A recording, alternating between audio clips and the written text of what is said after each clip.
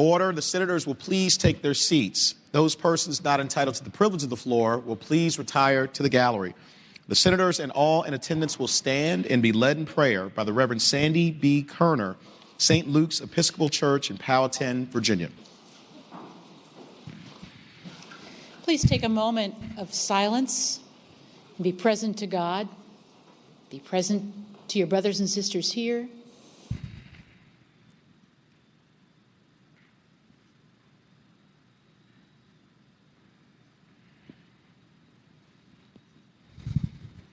Let us pray. O God, the fountain of wisdom, whose will is good and gracious, and whose law is truth, we ask you so to guide and bless these your servants, whom you have called to represent us, that they may listen well to you, to one another, and to your people, and that they may enact such laws that will please you, to the glory of your name and the welfare of this people. For your tender mercy's sake.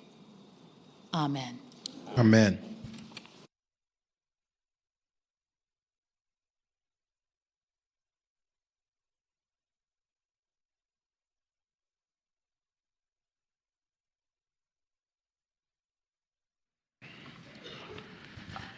Clerk will call the roll. All those present will vote aye. Clerk will close the roll. You have a quorum, Mr. President. Senate Journal for Wednesday, January 24th, 2018. The senator from Western Fairfax, Senator Marsden, moves that the reading of the journal be waived. All in favor of the reading of the journal will record their vote aye. Those opposed, no. Are the senators ready to vote? Have all the senators voted? Do any senators desire to change their votes? The clerk will close the roll. Ayes 36, noes 3. Ayes 36, noes 3. The reading of the journal is waived. The clerk will report any communications from the House of Delegates.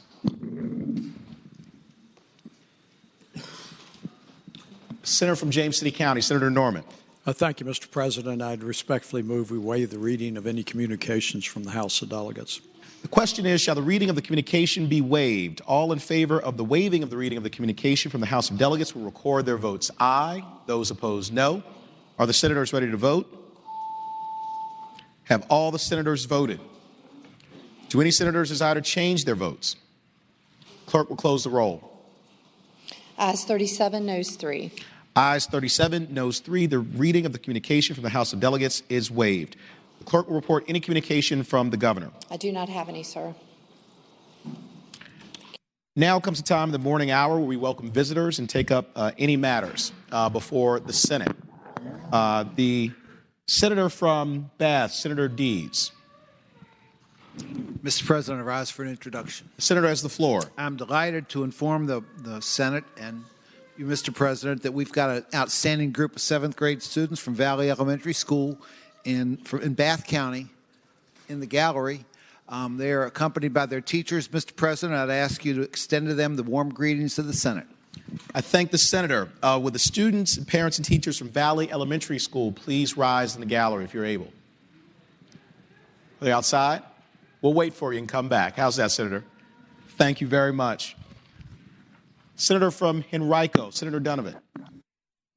Thank you, Mr. President. I rise for the purpose of an introduction. Senator has the floor. We are joined in the gallery today by the March of Dimes. They do wonderful work with children that are born with special abilities, and they help us, most importantly, in Virginia. Most recently, they've been helping us set up the perinatal neonatal collaborative that is going to work amongst clinicians to develop best practices to improve birth outcomes in Virginia, with their first mission to address the issue of substance use disorder in infants born addicted. I thank the senator. Would the members of the March of Dimes in the gallery please rise if you're able? Thank you all so much for joining us here today. We echo the words of Senator Donovan. Thank you for your leadership on such an important issue to all of our families here in the Commonwealth of Virginia. We're grateful for your work and your advocacy, and thank you for your strength and your courage. So I would ask everyone please to join me in extending the warm welcome of the Senate to the members of the March of Dimes.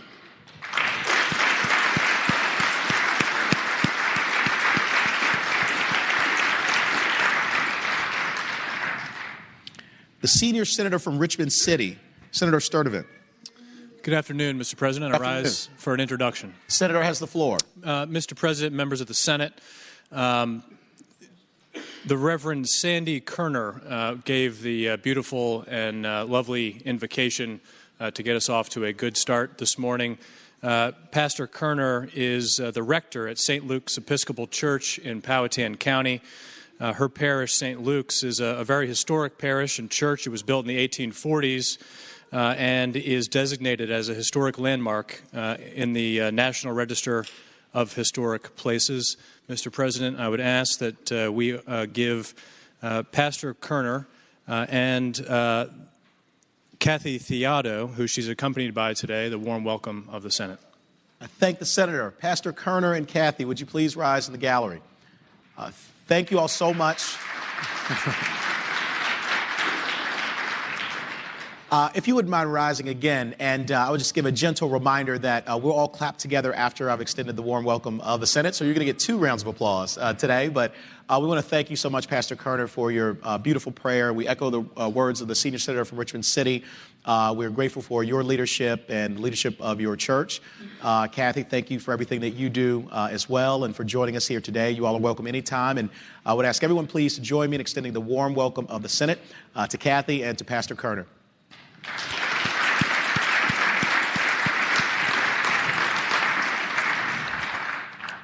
The senior senator from Chesapeake, Senator Cosgrove.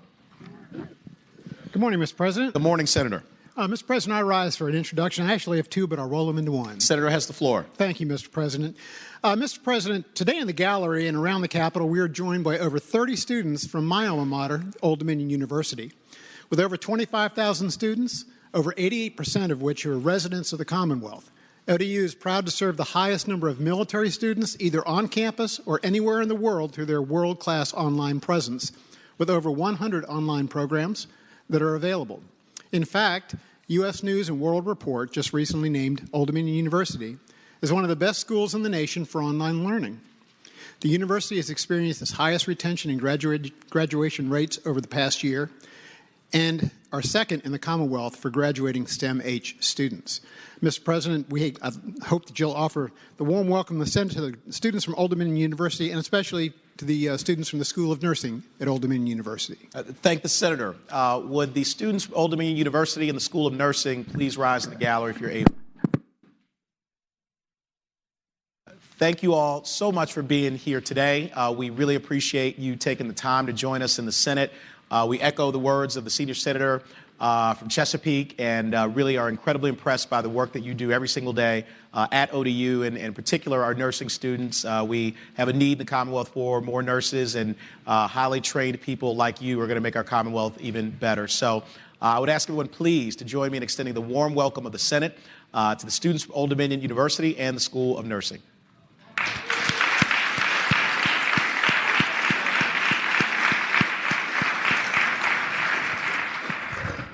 The senator from Bedford, Senator Newman.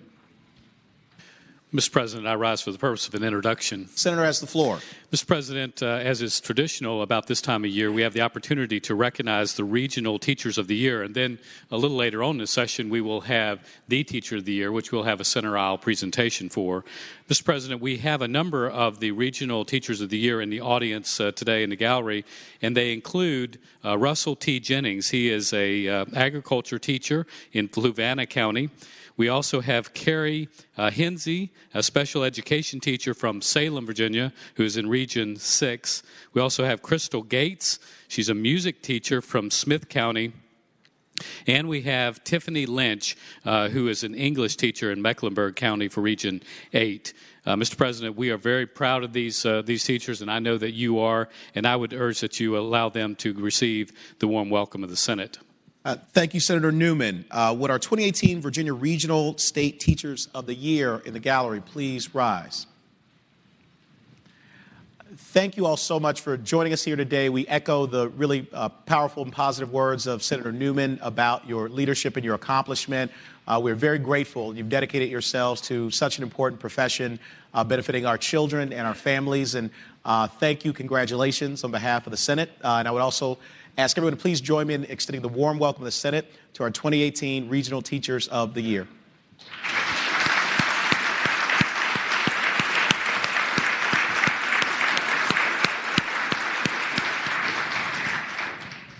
Senator from Augusta, Senator Hanger.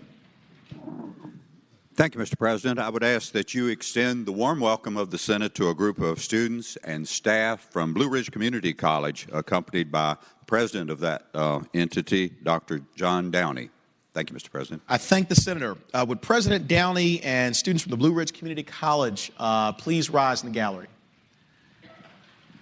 Thank you all so much for joining us today and for your leadership at a very, very important institution. Thank you for the work you do every day to provide educational opportunities and employment opportunities for so many. We are grateful to you, and we look forward to supporting you in your tremendously important work. So I would echo the senator's compliments and comments and ask everyone please to join me in extending the warm welcome of the Senate to President Downey and our students from the Blue Ridge Community College. Thank you.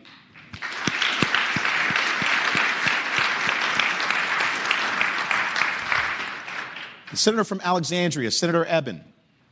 Thank you, Mr. President. I rise for an introduction. Senator has the floor.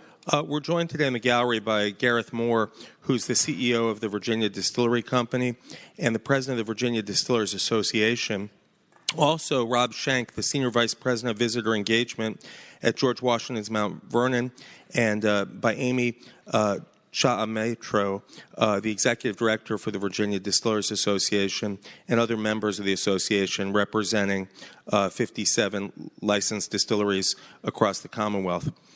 These businesses contribute over $163 million in economic development through agritourism, with employment of 513 people directly and 1,477 people indirectly.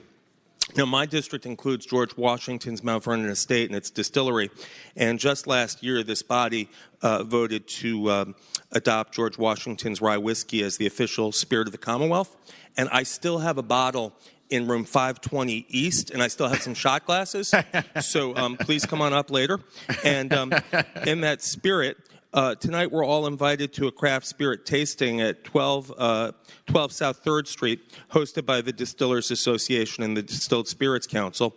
So, Mr. President, with that, I ask that you offer the greetings of the Senate and a warm welcome. I thank the senator. Would the members of the Virginia Distillers Association in the gallery please rise?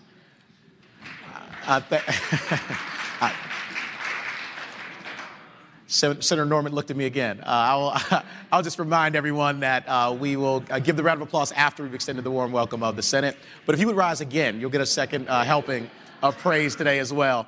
It's probably because of what Senator Eben announced as having in room 520 that they were so happy about that. But thank you all so much for joining us here today. Thank you for your leadership in the Commonwealth of Virginia. You add so much to our culture, to our economy, and we are grateful that you've joined us here today. You're welcome back anytime.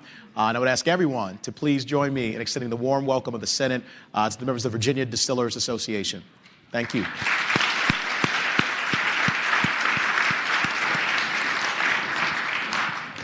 The senator from Western Fairfax, Senator Marsden. Thank you, Mr. President. I rise for an introduction. The senator has the floor. Thank you, Mr. President, and I want to welcome you to your first Healthy Youth Day. Thank you. We want to recognize some hardworking young people from Y Street, the Virginia Foundation for Healthy Youth's award-winning youth-led volunteer group. As a member of the Board of Trustees for the Virginia Foundation of Healthy Youth, I am proud to welcome these high school students who volunteer their time across Virginia working on projects to improve the health of all Virginians. They're our frontline troops. Established by a resolution of the General Assembly of Virginia, Healthy Youth Day is an annual event hosted by the Virginia Foundation for Healthy Youth as it promotes healthy lifestyles for our young people, including increasing their physical activity, eating nutritious foods, and not using tobacco products. And I'm proud to report that at this point in time, we're having our lowest numbers yet of tobacco use among young people in Virginia. It's down 70% over the past 16 years. The one cautionary tale is that vaping is up, which is the ingestion of nicotine without the use of a tobacco product. But this reduction is due in large part to the efforts of the Virginia Foundation for Healthy Youth and these fine young people like these Y Street volunteers. Mr. President, I ask that they be given the warm welcome of the Senate. Thank the senator. Would the members of Y Street Youth, Virginia Foundation for Healthy Youth in the gallery please rise? Thank you all so much for joining us today. Thank you for the really important work that you're doing around making sure that all of our youth all around the Commonwealth of Virginia maintain healthy and active lifestyles and make good choices in that regard. Thank you for your leadership. At a young age, it's very important, and we need you to continue this work that you're doing. So we'd echo the words of the Senator from Western Fairfax. Happy Healthy Youth Day to you, and thank you for joining us. I would ask everyone to please join me in extending the warm welcome of the Senate to our Y Street youth.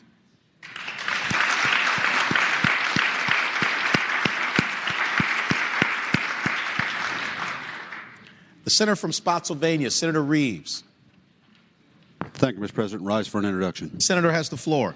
Mr. President, in the gallery today is a friend of mine and no stranger to many of us, Jeff Seeley, who is on the board of supervisors in Caroline County, Mr. President. And I will tell you that Jeff has been engaged in politics for a very long time and done wondrous things in Caroline County to make sure that they are trying to grow like the rest of Virginia. Mr. President, I would ask that you would extend to Supervisor Jeff Seeley the warm welcome of the Senate. I thank the Senator. Would Supervisor Seeley please rise in the gallery? Supervisor Seeley, thank you so much for joining us here today. Thank you for your leadership in Caroline County. We want to echo the words of Senator Reeves in praising your longstanding public service and commitment to making Caroline County, the Commonwealth of Virginia, an even better place to live. So I would ask everyone to please join me in extending the warm welcome of the Senate to Supervisor Seeley from Caroline County.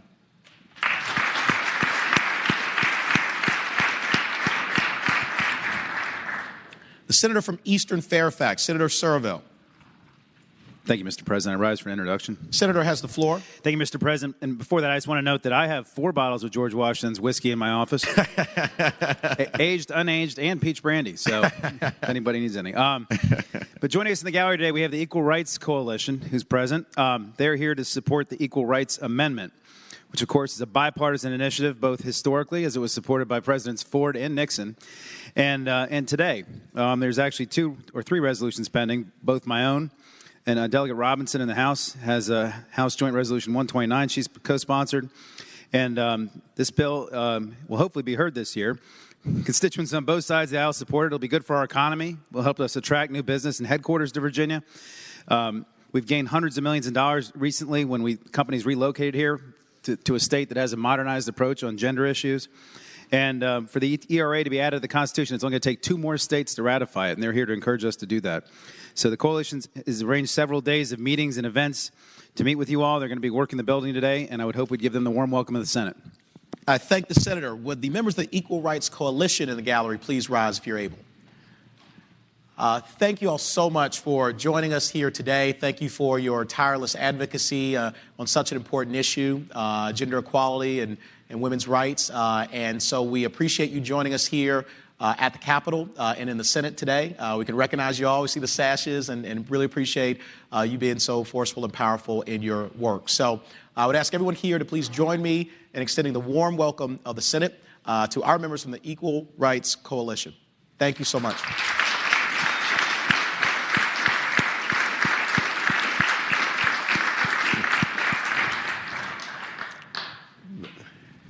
So, Senator from Bath, Senator Deeds, do we know whether or not your group is here?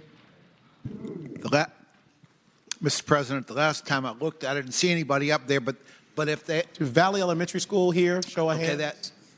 Oh, they're here in force. Senator Bath, Senator Deeds has the floor. Mr. President, I'd appreciate you giving the warm greetings to the Senate to this group of outstanding 7th graders from Valley Elementary School in Healing Springs, or in Ashwood, in Bath County, Virginia. And the bad news is that they had to split the group, and part of the group drew the short straw. And again, they had to visit the more numerous chamber. But we got the best group here, I'm sure. I thank the Senator. Would the students, parents, and teachers from Valley Elementary School in the gallery please rise? Thank you all so much for being here today. Thank you. I understand we had to split the group up a little bit. We're grateful that you're able to join us here in the Senate. Very proud of you, and you all have very bright futures. 7th grade is an important grade. I know you're going to study hard, make your parents and your teachers very proud. but we are grateful to you and look forward to all the great things you will do in the future. So I'd ask everyone please to join me in extending the warm welcome of the Senate to the students, the parents, and the staff at Valley Elementary School. Thank you.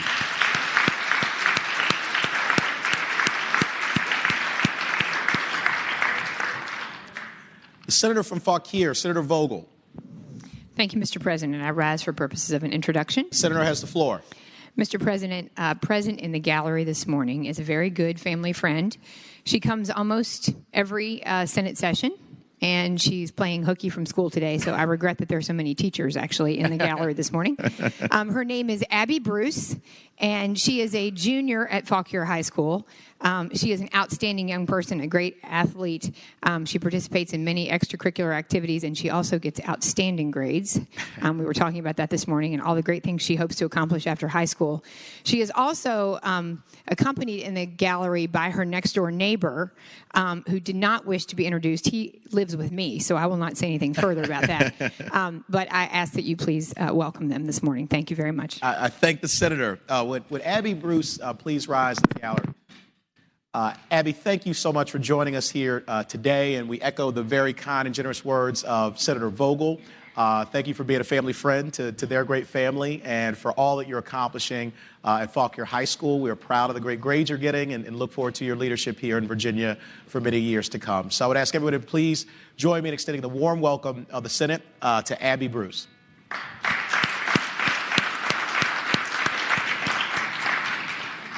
Senator from Accomack, Senator Lewis.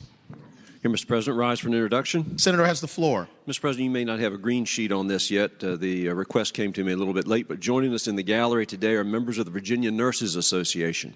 They are joining us from around the Commonwealth, including Old Dominion University, as I believe the senior senator from Chesapeake may have referenced, and will do so several times during the course of this session as we consider many good and important reforms. The Virginia Nurses Association is the professional organization representing more than 100,000 registered nurses in the Commonwealth of Virginia, inclusive of all areas of specialization, clinical settings, and work environments. So I hope it be the pleasure of the body to give them the warm welcome of the Senate. I thank the Senator. Would the members of the Virginia Nurses Association in the gallery please rise? We have a lot of nurses here today. Thank you all so much for joining us. Thank you for your leadership here in the Commonwealth of Virginia in our healthcare industry. We are grateful for the work that you do every day for all of our families to keep us healthy and safe and to serve communities all around Virginia. So thank you so much, and I would ask everyone to please join me in extending the warm welcome of the Senate to the members of the Virginia Nurses Association.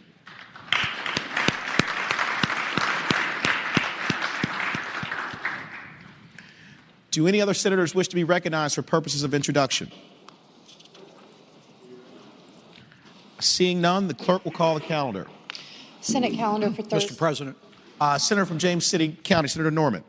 Thank you very much, Mr. President. I would respectfully ask that the Senate now stand in recess until 12:45 for purposes of having our respective prayer meetings. And I would ask the parishioners on my side to please timely join us in our normal prayer meeting room. Without objection, the Senate will stand adjourned until 12:45 p.m. in recess. Mr. President.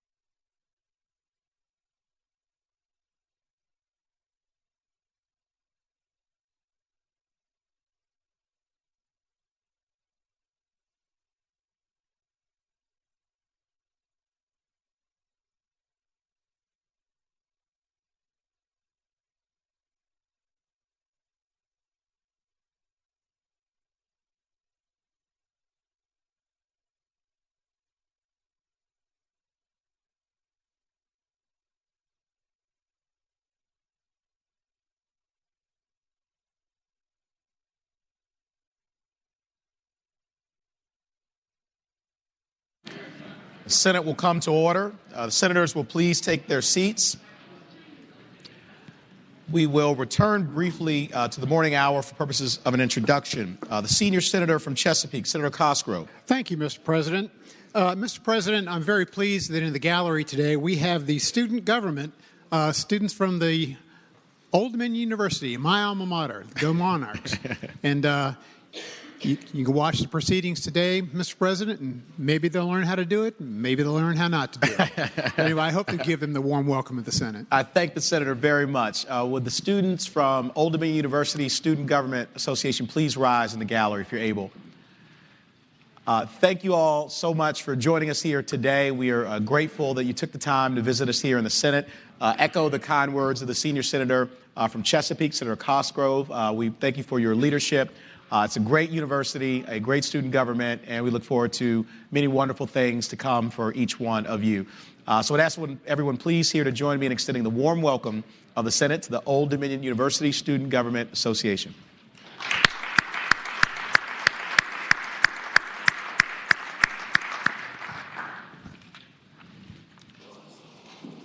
The senior senator from James City County, Senator Norman. Mr. President, are we prepared to take up the calendar, sir? We are, Senator. Thank you very much. Thank you. Mr. President, I would respectfully move that all the Senate bills on the first reading on the uncontested calendar. Third reading? On third reading? I hit the wrong button. Let me try again. Let's see if I can find the right tape here. Okay. Mr. President, I respectfully move that all the Senate bills on the third reading on the uncontested calendar, which would include all Senate bills on pages 1 through 3, including Senate Bill 51 through Senate Bill 540, be placed on their final passage in the block. Any senator who desires to remove a bill from the block should please do so after the clerk has read the number of that bill. The question is, shall the Senate bills on the uncontested calendar, third reading, pages 1 through 3, Senate Bill 51 through Senate Bill 540, be placed upon their final passage in the block, with the understanding that any senator desiring a bill be removed from the block will do so after the clerk has read the number of the bill. All in favor of the motion will say aye. Those opposed, no.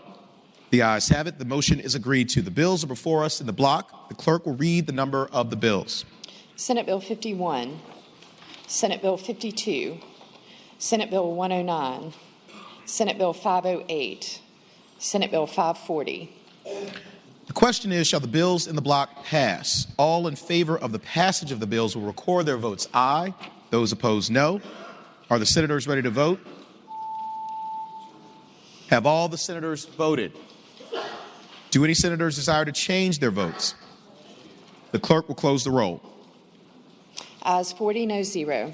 Ayes 40, no 0. The bills in the block pass. Regular calendar, Senate bills on third reading. Senate Bill 792, a bill relating to special license plates, Friends of the Blue Ridge Parkway. The senator from Roanoke City, Senator Edwards. Mr. President, I move that this bill pass, and by explanation, Senator has the floor. The Friends of the Blue Ridge Parkway is the 501c3 organization, and it currently has the authority, when these special license plates are issued, to use them for clearing scenic overlook. But actually, it does more than that. It has broader operations. So all this bill does is to say that that when they receive money from these special license plates, they can use them for their operations and programs more broadly in Virginia. That's all it does. So I move this bill pass. Thank the senator. For what purpose does the junior senator from Virginia Beach, Senator D. Steph, rise? Mr. President, speaking to the bill. Senator has the floor. And I just want to explain my no vote on this. I'm not against the license plate for the Blue Ridge Parkway, but I do support using the money specifically for clearing, and I don't support using it for operations. So I just wanted to clarify my no vote on this. Thank you very much. Thank the senator. Do any other senators wish to be heard on this bill?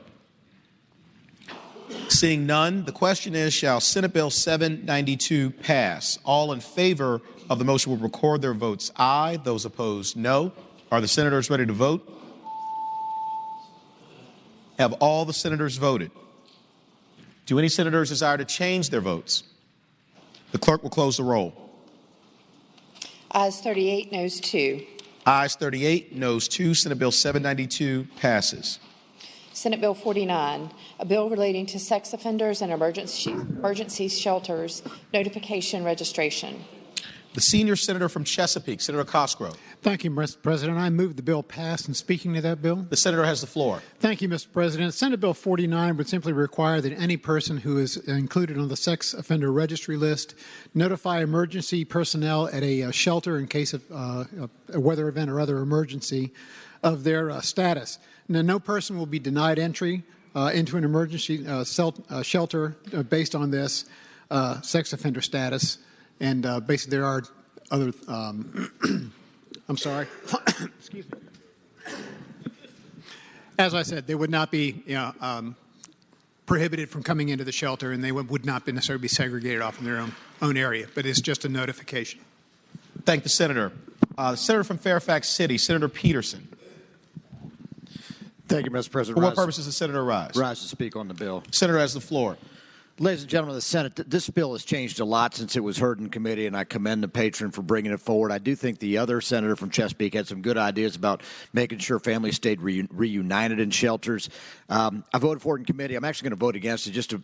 I think you need to pump the brakes a little bit on this. You know, we have treated registered sex offenders as registered sex offenders for the last few years, and we've expanded the series of crimes that qualify for sex offenses in a way that would strike people that we would not usually think of in this situation. So, again, not a bad idea, but again, I just would caution the body on passing too many further laws. Thank you. Thank you, Senator. Do any other senators wish to be heard on this bill? Mr. President. For what purpose does the senator from Prince William County, Senator McPike, rise? Question for the patron. Will the patron accept a question? I'll yield, Mr. President. Thank you, Mr. President. The last line of the bill states that such offenders, unless such entry is otherwise prohibited by law. Can the patron speak to which facilities might serve as shelters which would be prohibited by law under this section of the code? Senator Cosgrove. Mr. President, unfortunately, I'm not prepared to answer that question. Hopefully somebody else that is more familiar with the registry can answer that. I apologize. Senator from Prince William. Mr. President, I make it happy. Senator from Prince William, have anything further? May I respond to that, Mr. President? Mr. President, I yield to the question of the patron. I'm yielding to the co-patron now. Okay. Senator from Northern Chesapeake, Senator Sproul. President. Thank you. To our colleagues, what that was about, that was part of the bill that I had in mind, and there was some concern is that maybe there could be some other things that pertaining to a person going to a shelter that the law says that happened with that person that may prohibit him from doing so. So they want trying to protect it so that if that's the case, then that put it there so the people who are in the shelter will be aware of that this person has other circumstances that they should be aware of that might prohibit them. That's why they put that there. Senator from Prince William. Mr. President, follow-up question to the patron. I think one of the provisions that is pretty critical to the nature of this is it's prohibiting folks participating potentially in shelter operations, and some of which have families as well. And so this is a pretty critical question, and I'd ask you to maybe take it by for the day to be able to resolve it, because it would have an impact on localities' decisions on where to set up shelter operations. For instance, some communities only have schools, some have recreation centers. If under existing law it prohibits such people from entering, then I think we're changing emergency shelter operations potentially for a wide swath of localities, and I would ask you for take it by for the day. Senator Cosgrove. Mr. President, I have no objection to taking by for the day. Thank you, Senator. Without objection, Senate Bill 49 will go by for the day. Senate Bill 85, a bill relating to preliminary protective orders, contents of orders. The senator from Eastern Fairfax, Senator Saravel. I move the bill pass and speaking to that motion. The senator has the floor. Thank you, Mr. President. Senate Bill 85 is a bill that this body has passed 40-0 the last two sessions. With some of the changes over on the other side, I was thinking it might have a better shot this year. Basically, what the bill does is there are two kinds of protective orders you can get when you go in to request one, and one of them you have to have an affidavit or the judge tells you why they entered the order. On the other one, The judge doesn't have to say why they entered the order, and that creates a problem for the person who receives the protective order because they don't know the allegations against them, and it's hard to defend it when you don't know what you're being accused of. This just makes them consistent. Again, we passed it unanimously 2 years in a row. I'd hope we do so again. I move the bill pass.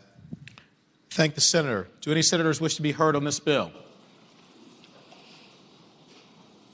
Seeing none, the question is, shall Senate Bill 85 pass? All those in favor will record their votes aye. Those opposed, no. Are the senators ready to vote? Have all the senators voted? Do any senators desire to change their votes? The clerk will close the roll. Ayes 39, noes 1. Ayes 39, noes 1. Senate Bill 85 passes. Senate Bill 420, a bill relating to witness testimony accompanied by certified facility dogs. The senator from Hanover, Senator McDougal. Thank you, Mr. President. Mr. President, I move Senate Bill 420 pass. And speaking to the motion. The senator has the floor. Thank you, Mr. President. Mr. President, we're all, I think, learn from situations that we've encountered through our life. And early on in my practice of law, I was a prosecutor. And some cases and some others in this body have done the same. And you know that some cases stick with you. And I'll never forget the time I had a young juvenile, less than age 7, victim. And each time she came to my office, the terror that she presented, the difficulty she had just to communicate at all, and certainly the difficulty she had to communicate about being victimized by her father has stayed with me for many years. Mr. President, when I was presented with the opportunity to carry this bill, that case was the first one I thought about. This piece of legislation will allow the Commonwealth or the defendant to petition to have a certified facility dog, a trained dog, be with them as they're going through what could be the most difficult presentation or conversation of their life, and that would be testifying against somebody who has victimized them. Mr. President, as we went through the bill, we've put in some safeguards about how the dog has to be trained and a certification process, some safeguards about how the dog is visible or not visible in court. And, Mr. President, we've put in place some safeguards about the fact that the dog would not be a distraction. But as we look at some challenging situations, this gives individuals who have been victimized the ability to present their case without being victimized again because they have a support of a certified facility dog. With that, Mr. President, I'd renew the motion that Senate Bill 420 pass. I thank the senator. For what purpose does the senator from Fairfax City, Senator Peterson, rise? I speak to oppose the bill. The senator has the floor. Mr. President, ladies and gentlemen of the Senate, I oftentimes am educated by other people on their professions. Well, trying cases is kind of my profession. I've done probably about 50 jury trials in my life, and I've seen more than that. And there's a lot of smart trial attorneys out there, and when they see this statute, if it becomes law, trust me, they're going to figure out a way to use it in a way you could never anticipate.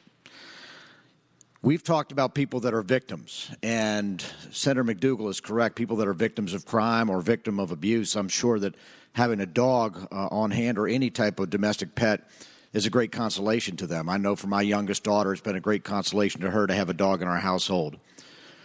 But court testimony is a little bit different. And there are often times when the injury or the scope of the injury itself is a disputed fact in the litigation. I might have a case in which an accident happened and I'm claiming post-traumatic stress disorder for my client or some type of emotional damage for my client, and the ability to bring in a dog and have that seated in front of the jury next to my client helps validate that claim. Believe me, it does. Believe me, it does. Let's talk about defendants. You have defendants that will want to be humanized in front of the jury. When you're a trial attorney, you want the jury to relate to your client. You want them to sympathize with your client, even when your client's done something stupid. And I do civil cases, but even then, you want the jury to sympathize with your client. What better opportunity than to bring in a dog and to have them sit next to your client and be petted and be visible? And yes, they will be visible. I know we heard in in the committee that the dogs would not be divisible. I'm very familiar with the witness seats in Fairfax County Circuit Court as well as most of the other courts in Northern Virginia. You're not going to be able to get a witness and a dog in that space. The dog's either going to have to be on the witness's lap or at their side, and it would be visible to the jury. Again, this would give you a chance to humanize your client before the jury. Now, right now, circuit court judges have the ability to bring in a dog at their own volition. Circuit court judges, the chief judge is the head of that courthouse. They can make a discretionary decision right now as to whether or not there is a reason to bring a support dog in for the consolation, for the help of whether it's a witness that's blind or whether it's a witness that needs that. But what we're doing by passing this statute is we're making that decision for them. And again, smart trial attorneys, they didn't get there because they don't read the law books. They do read the law books. They're going to figure out a way to use this statute in a way you did not anticipate. So I know we all want to be sympathetic to the victims of crime. Believe me, I do also, or the victims of assault. Tread lightly before you decide to let animals into a courtroom, particularly in front of a jury. Thank you. Thank the senator. Senator from, for purposes, Senator from Alexandria, Senator Eben rise. Would the senator from Fairfax City yield for a question? Senator yield. I yield. Senator has the floor. In the bill that I'm reading on the Senate substitute on lines 18 and 19, it says the court may enter an order to authorize a dog to accompany the witness. It says may enter an order. So isn't it really at the discretion of the court whether or not this is going to be a fair thing for the proceeding and whether or not it's necessary for the witness? Well, Senator from Fairfax City. If I might respond to the gentleman, the short answer is yes, it may enter an order, but then we list all these criteria. So the statute itself authorizes this. So if you file this motion pre-trial and say, I'd like to bring in a dog for my client, and it says you may enter an order, and then it lays out all these criteria, the bottom line is most circuit court judges, when they see a statute like this, are going to assume that, unless some compelling reason otherwise, they're going to have to allow that dog into the courtroom. Senator from Alexandria. Senator. I thank the gentleman. Do any other senators wish to be heard on this bill? Seeing none, the question is, shall Senate Bill 420 pass? All those in favor of the motion will record their vote aye. Those opposed, no. Are the senators ready to vote? Have all the senators voted? Do any senators desire to change their votes? The clerk will close the roll. Ayes 30, noes 10. Ayes 30, noes 10. Senate Bill 420 passes. Senate Bill 614, a bill relating to modification of spousal support. Senator from Eastern Fairfax, Senator Serville. Move the bill pass and speaking to the bill. Senator has the floor. Thank you, Mr. President. Senate Bill 614, ladies and gentlemen, basically reverses a Court of Appeals case from 2004, which says that if a property settlement agreement that where somebody agrees to pay spousal support or alimony, how it used to be called, if the agreement is silent as to whether or not that can be modified, the presumption is that it's not modifiable. The problem with that is that when a lot of non-attorneys read that, they don't see that it's non-modifiable. And so what this basically says is that if you want support to be non-modifiable, it has to be specifically stated in the contract or else it's modifiable. I would hope the bill, again, move the bill pass. Thank the senator. Do any senators wish to be heard on this bill? Seeing none, the question is, shall Senate Bill 614 pass? All those in favor will record their votes aye. Those opposed, no. Are the senators ready to vote? Have all the senators voted? Do any senators desire to change their votes? The clerk will close the roll. Ayes 40, no 0. Ayes 40, no 0. Senate Bill 614 passes. Senate Bill 615, a bill relating to spousal support payments, employer withholding. The senator from Eastern Fairfax, Senator Serville. Move the bill pass and speaking to the bill. Senator has the floor. Thank you, Mr. President. Ladies and gentlemen, this is the bill of the year. It changes little i's to a's, little twos to b's, and it adds a comma. Oh, and it changes the word 10 to the number 10. And that's all it does. But more seriously, it basically clears up some confusion between juvenile domestic relations court clerks about whether or not they can withhold spousal support in a payroll withholding order. Really exciting lawyer stuff. Only those of us can get excited about a comma. And that's basically what it does. Move the bill pass again. Thank the senator. Do any senators wish to be heard on this bill? Seeing none, the question is, shall Senate Bill 615 pass? All those in favor will record their votes aye. Those opposed, no. Are the senators ready to vote? Have all the senators voted? Do any senators desire to change their votes? The clerk will close the roll. Ayes 40, no 0. Ayes 40, no 0. Senate Bill 615 passes. Senate Bill 833, a bill relating to installation of a pen register or trap and trace device, emergency circumstances. The senator from Grayson, Senator Carrico. Thank you, Mr. President. I ask that we pass the bill and speak into the bill. Senator has the floor.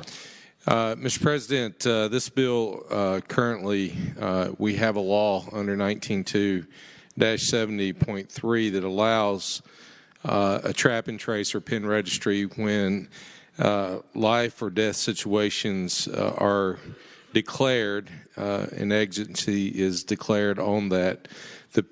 The pen registry, the trap and trace statute allows interception of inbound and outbound numbers dialed by a device, but you cannot keep the communication. No communication content is involved in it. It's obtained in the regular course of business via court application and order presented to the circuit judge. And when law enforcement receives these numbers, they're able to run them through the public database to determine who the subscriber is and the numbers that are dialed and received on the device. However, under 19.2-70.2, this doesn't exist. This is the section of the code where that includes missing children. And the reason for this bill is to add that section to that code.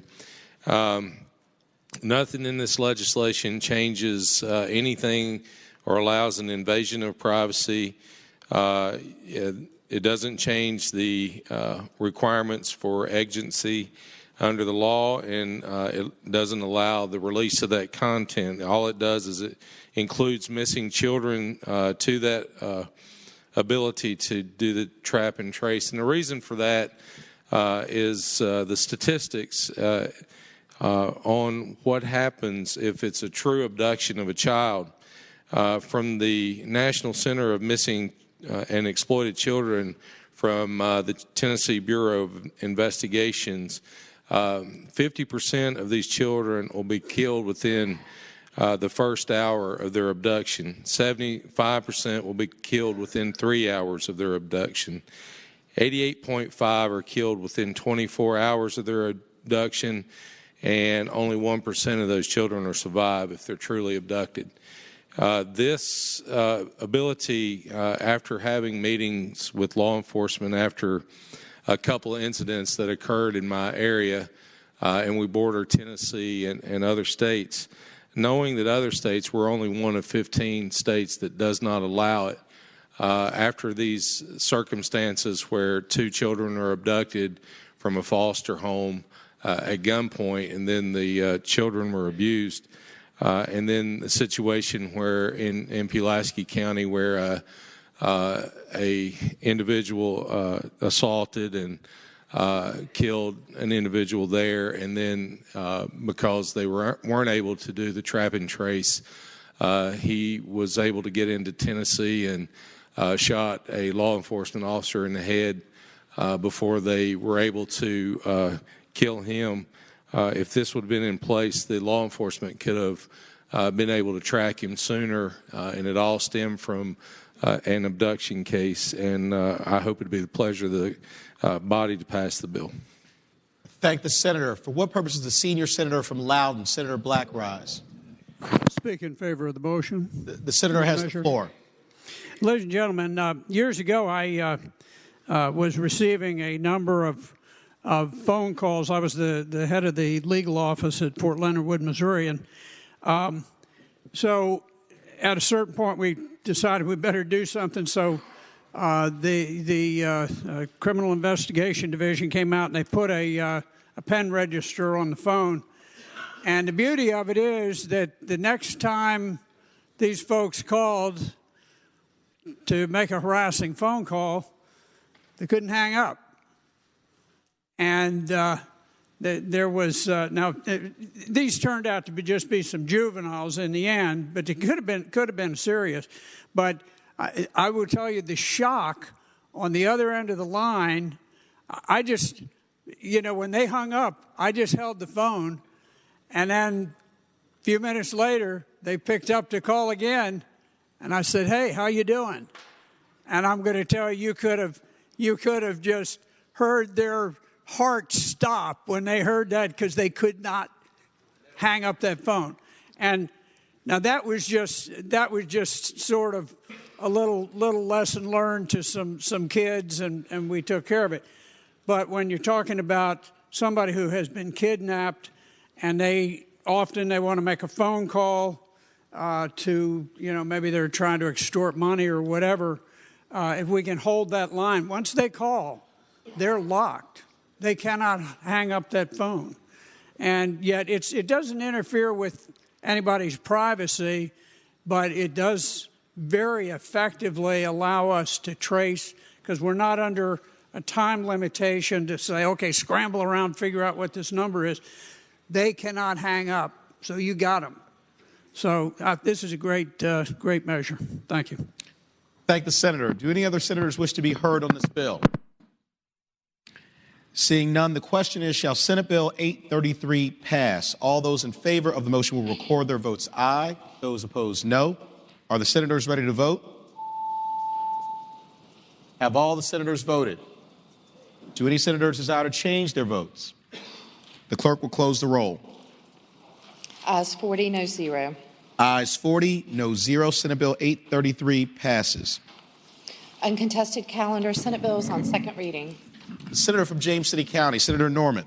Thank you, Mr. President. I would now move all the Senate bills on the second reading on the uncontested calendar be engrossed and advanced to the third reading in the block after the adoption of any amendments. Any senator who desires to remove a bill from the block should please do so after the clerk has read the number of that bill. Thank the senator. The question is, shall all Senate bills on second reading on the uncontested calendar on pages 6 through 15, Senate Bill 154 through Senate Bill 818, be engrossed and advanced to the third reading in the block after the adoption of amendments thereto, and that any senator desiring to remove a bill from the block do so after the clerk has read the number of the bill. All in favor of the motion will say aye. Aye. Those opposed, no. The ayes have it. The motion is agreed to. Senate Bill 154, reported from the Committee on General Laws and Technology. Senate Bill 172, reported from the Committee on Finance with a substitute. The senator from Franklin, Senator Stanley. Thank you, Mr. President. I now move the committee substitute be agreed to. The question is, shall the committee substitute be agreed to? All in favor will say aye. Aye. Those opposed, no. The ayes have it. The committee substitute is agreed to. Senate Bill 176, reported from the Committee on Commerce and Labor. Senate Bill 197, reported from the Committee on General Laws and Technology with amendments. The senator from Hampton, Senator Locke. Mr. President, I move that the amendments be agreed to. The question is, shall the amendments be agreed to? All in favor will say aye. Those opposed, no. The ayes have it. The amendments are agreed to. Senate Bill 230, reported from the Committee on Finance with a substitute. The senator from Augusta, Senator Hanger. Mr. President, I move the committee substitute be agreed to. The question is, shall the substitute be agreed to? All those in favor will say aye. Those opposed, no. The ayes have it. The substitute is agreed to. Senate Bill 244, reported from the Committee on Commerce and Labor. Senate Bill 260, reported from the Committee on Commerce and Labor. Senate Bill 268, reported from the Committee on Finance with amendment. The senator from Henrico, Senator Donovan. Thank you, Mr. President. I move the amendment be agreed to.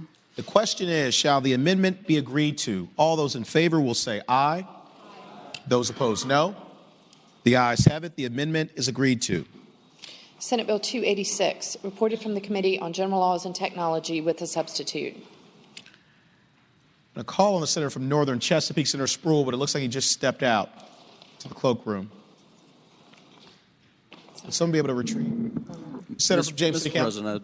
Thank you, Mr. President. I would respectfully move that the amendments be adopted, sir. The question is, shall the substitute be adopted?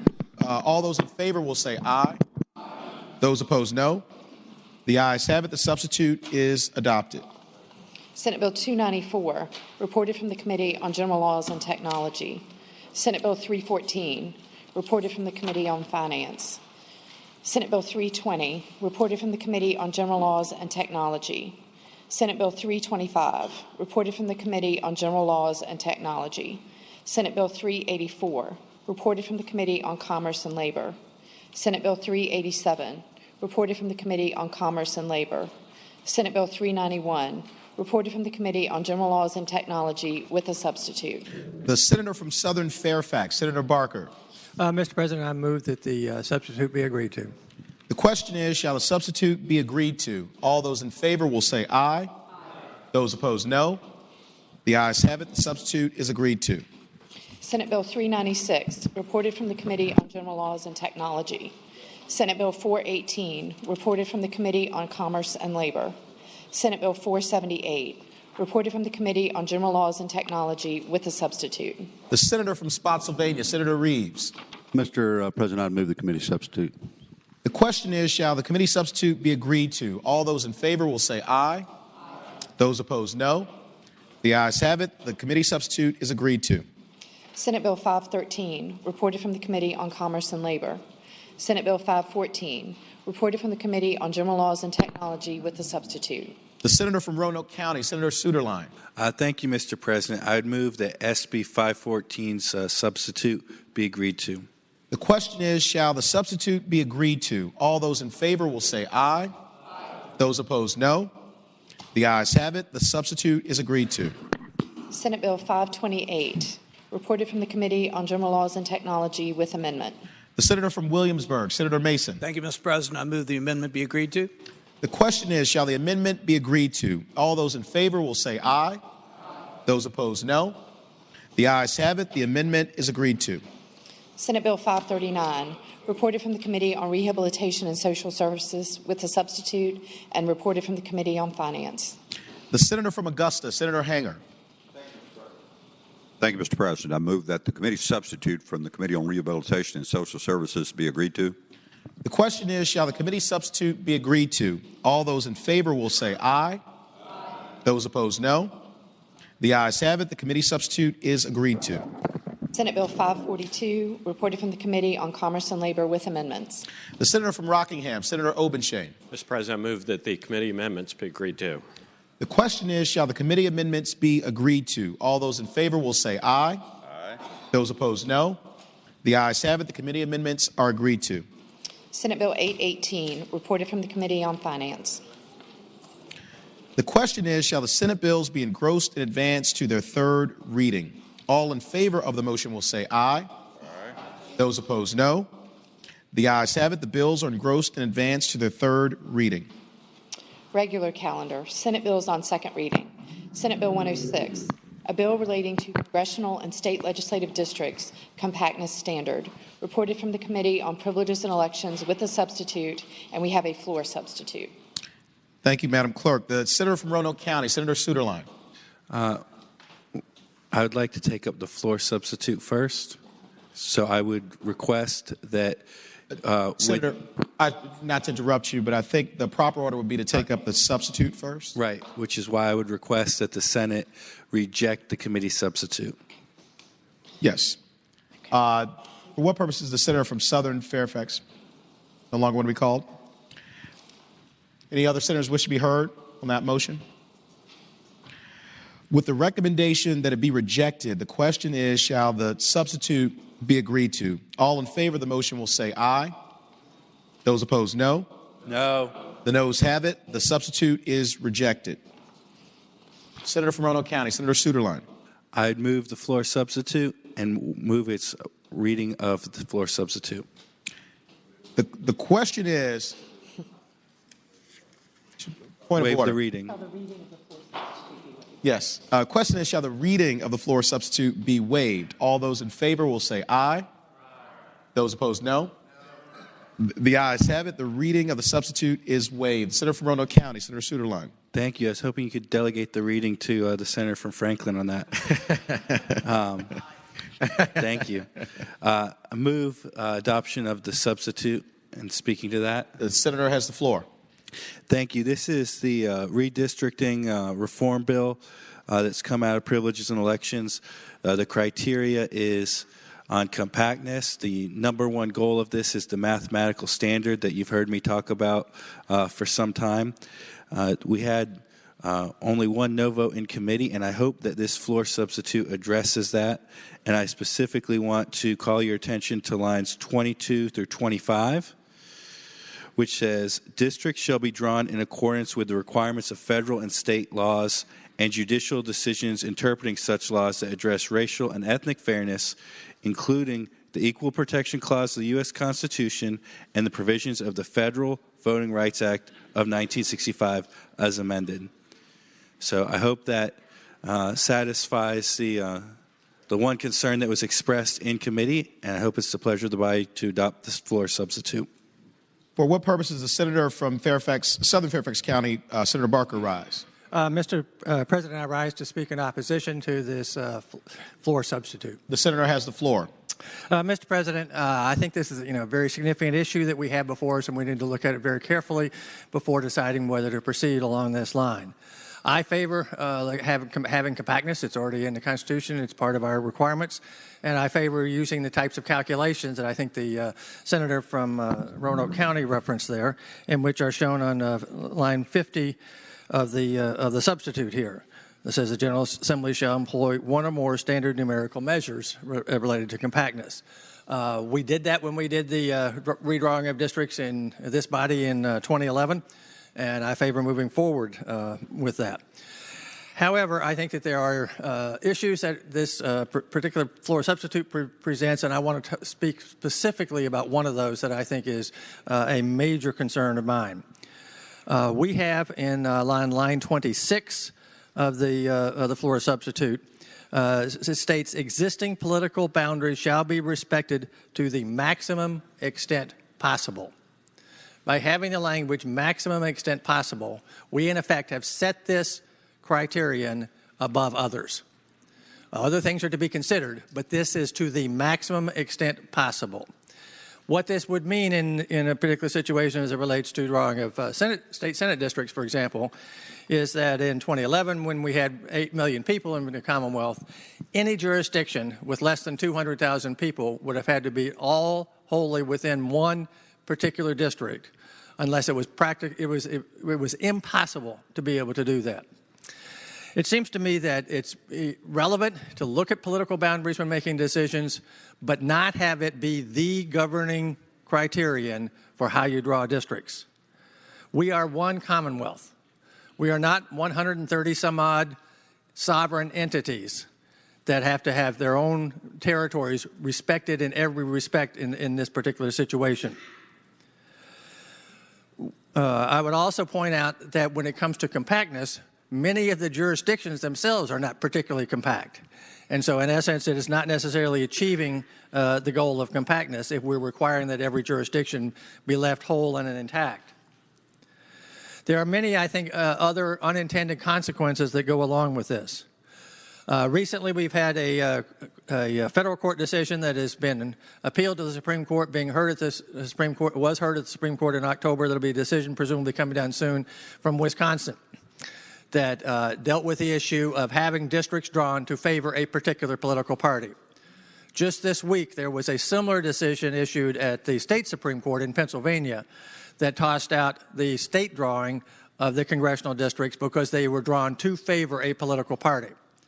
However, if you set the criterion that really drives the drawing of districts as the integrity of jurisdiction political boundaries, we have the potential for having precisely that same effect, not because we intentionally set out to do it, but solely because of the fact that if you're limited to looking only at whole jurisdictions, you in many instances end up with that result.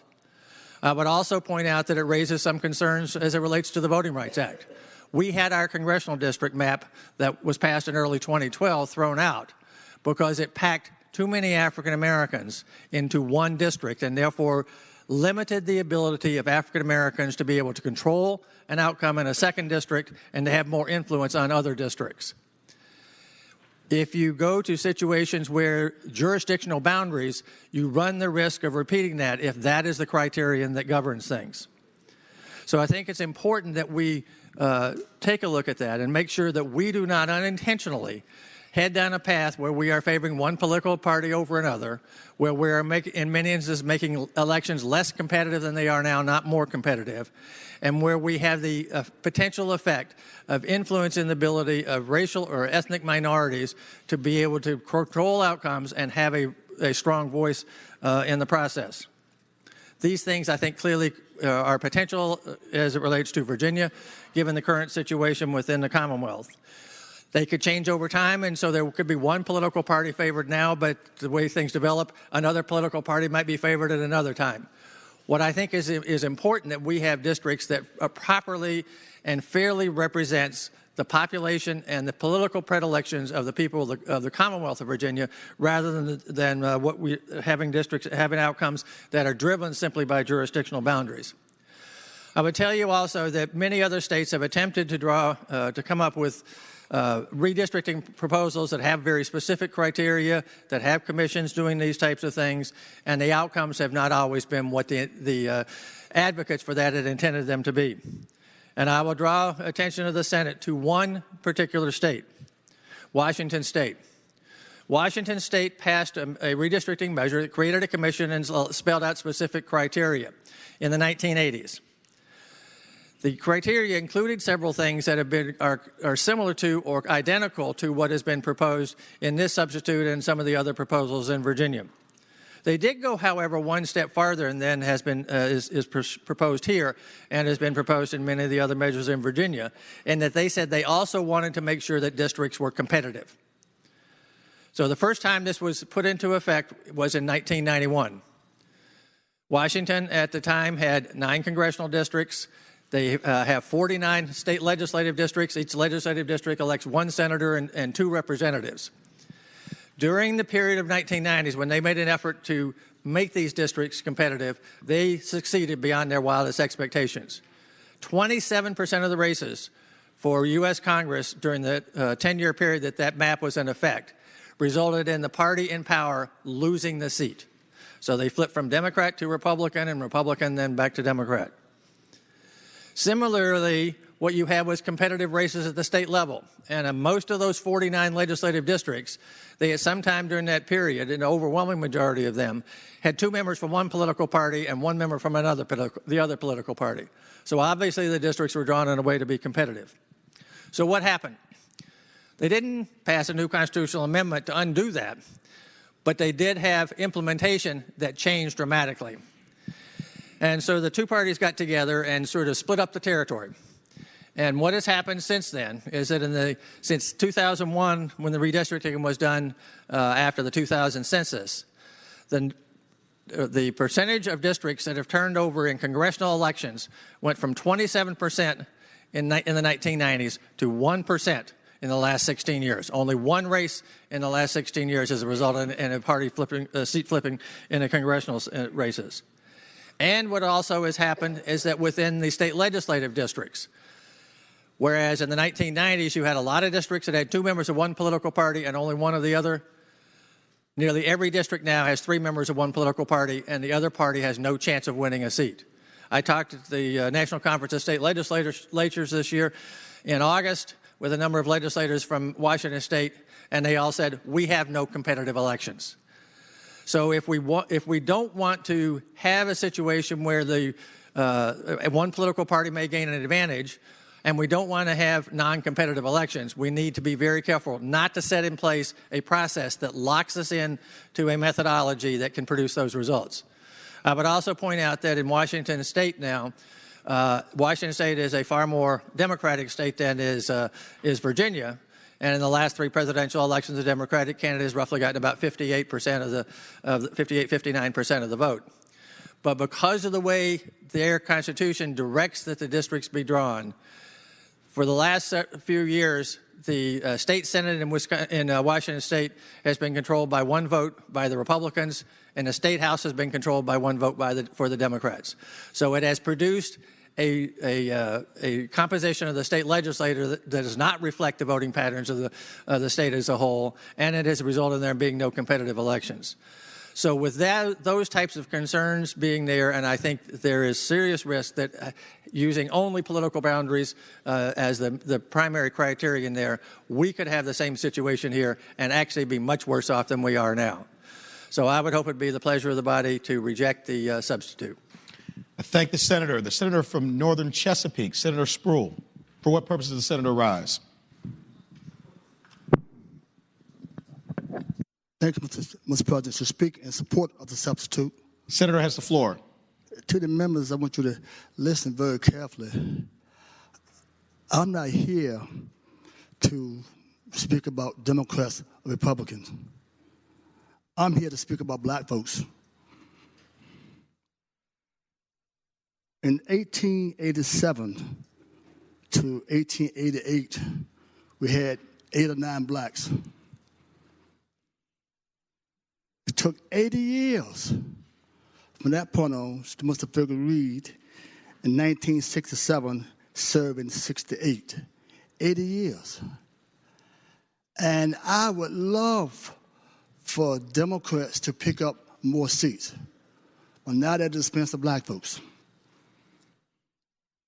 It's important to me that 30 years from now is that we have a black person in this chamber down the hall.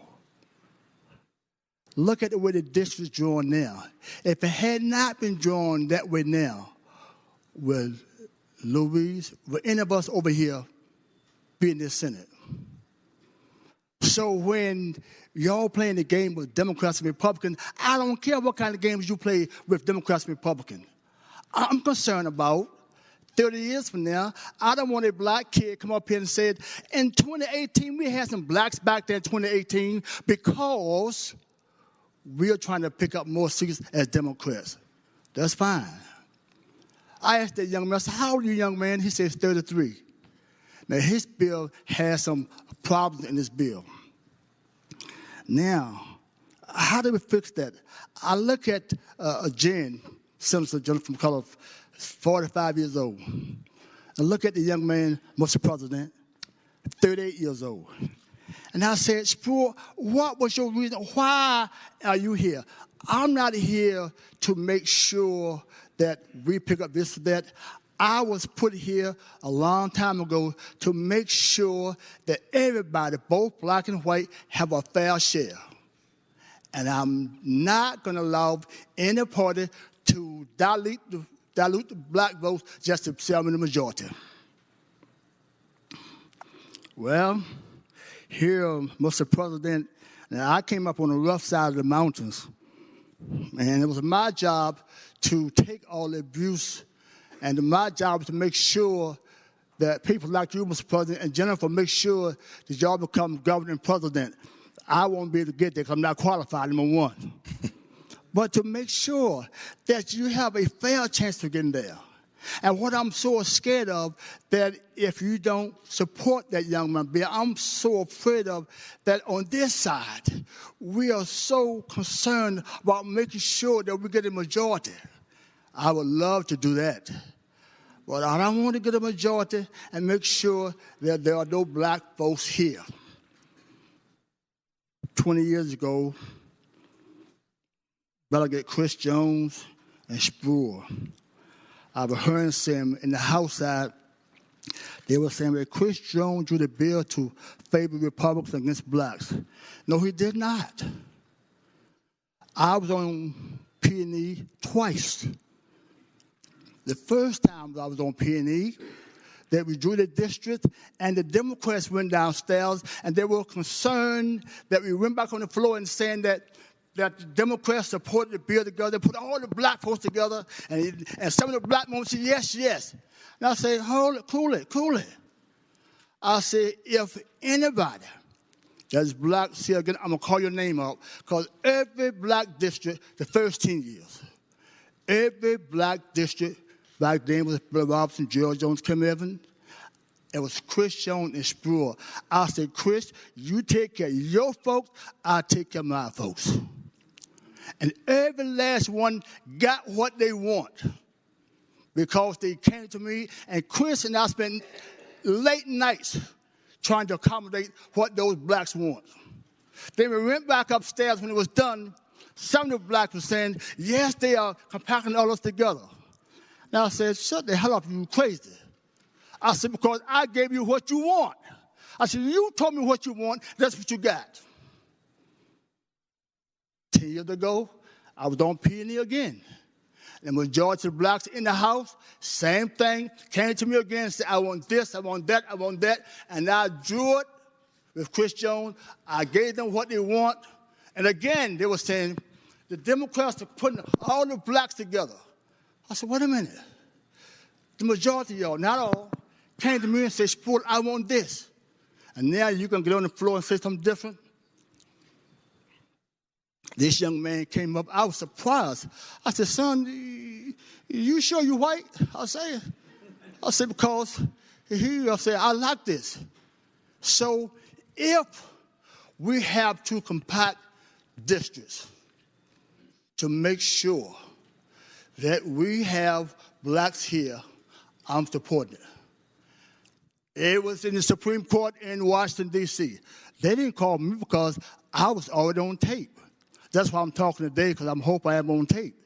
It's to make sure that you understand is this. I would love to create more Democratic seats. All you got to do is just be cool. Donald Trump going to give it to us anyway. Just be cool. He's going to give it to us anyway. What, on a serious note, look at it this way. And here, and I tell Jennifer, I call her my daughter, and Mr. President, 38 years old. I said, listen, you can't do what I do because I came up with different. I say, when I came up in 1946, I couldn't go to a white school. That's where it was. In the evening time, we would cross the railroad tracks and play football with the whites. But at nighttime, you go back across the tracks. That's where it was. So I'm different. So you say, Jennifer, I said, no. I pick on Jennifer because she is over here to protect me as my lawyer. So I said, no. And I said, listen, my job is to make sure that black folks have a fair share like everybody else. My job is to support whites, blacks, and all others. But I think the Central 21, whatever it is, that's a group who want to split the black votes up to pick up more Democrat seats. No. So I'm saying to you this. I said to my caucus, I said to myself, did I make a mistake by coming over here? Because all I want to do is do what's right for all people. That's all, no party. So I said to my friend John Cosgrove, I said, y'all might have to make a run for me on that side over there because I'm what's right. In closing, support the bill. I'm asking y'all to support the bill. My concern is not Republicans, not Democrats. My concern is to make sure that everybody's treated fairly. And I don't want the Democrats, Central 21, to dilute the black votes to pick up the majority. I want to make sure, John, 30 years from now, when my grandkids come up here, there'll be a black person here somewhere. Please support this. Thank you so much. Thank the senator from Chesterfield, Senator Chase. Thank you, Mr. President. I rise for the purposes of cutting to the chase. Senator has the floor. And speaking in favor of the substitute here, I just want to clarify a point here in section on line 26. It defines what political boundaries we're referencing here, and it does not include Republican or Democratic, actually. It says political boundaries shall include the boundaries of counties, cities, towns, county magisterial and electoral districts, municipal councilman districts, and voting precincts. It does not say Republican. It does not say Democratic. It's referring to, if you read later down into line 35, it's referring to topographical maps. The second point, if we go to line 24, is that we are respecting, as the gentleman from northern Chesapeake so eloquently put it, but it's right here in line 24 and 25. It respects the Federal Voting Rights Act of 1965, which ensures that we protect our minority communities. Thank you, Mr. President. I thank the senator. For what purpose does the senior senator from Loudoun, Senator Black, rise? I apologize, Mr. President. I do not rise for any particular purpose. No problem, Senator Black. Thank you. For what purpose does the senator from Fauquier, Senator Vogel, rise? Thank you, Mr. President. And no, I did not do that to you. Mr. President, I rise reluctantly because I fear that I could never follow the senator from Northern Chesapeake. But I would just I feel obligated a little bit to put this bill in context. Senator, ask the floor.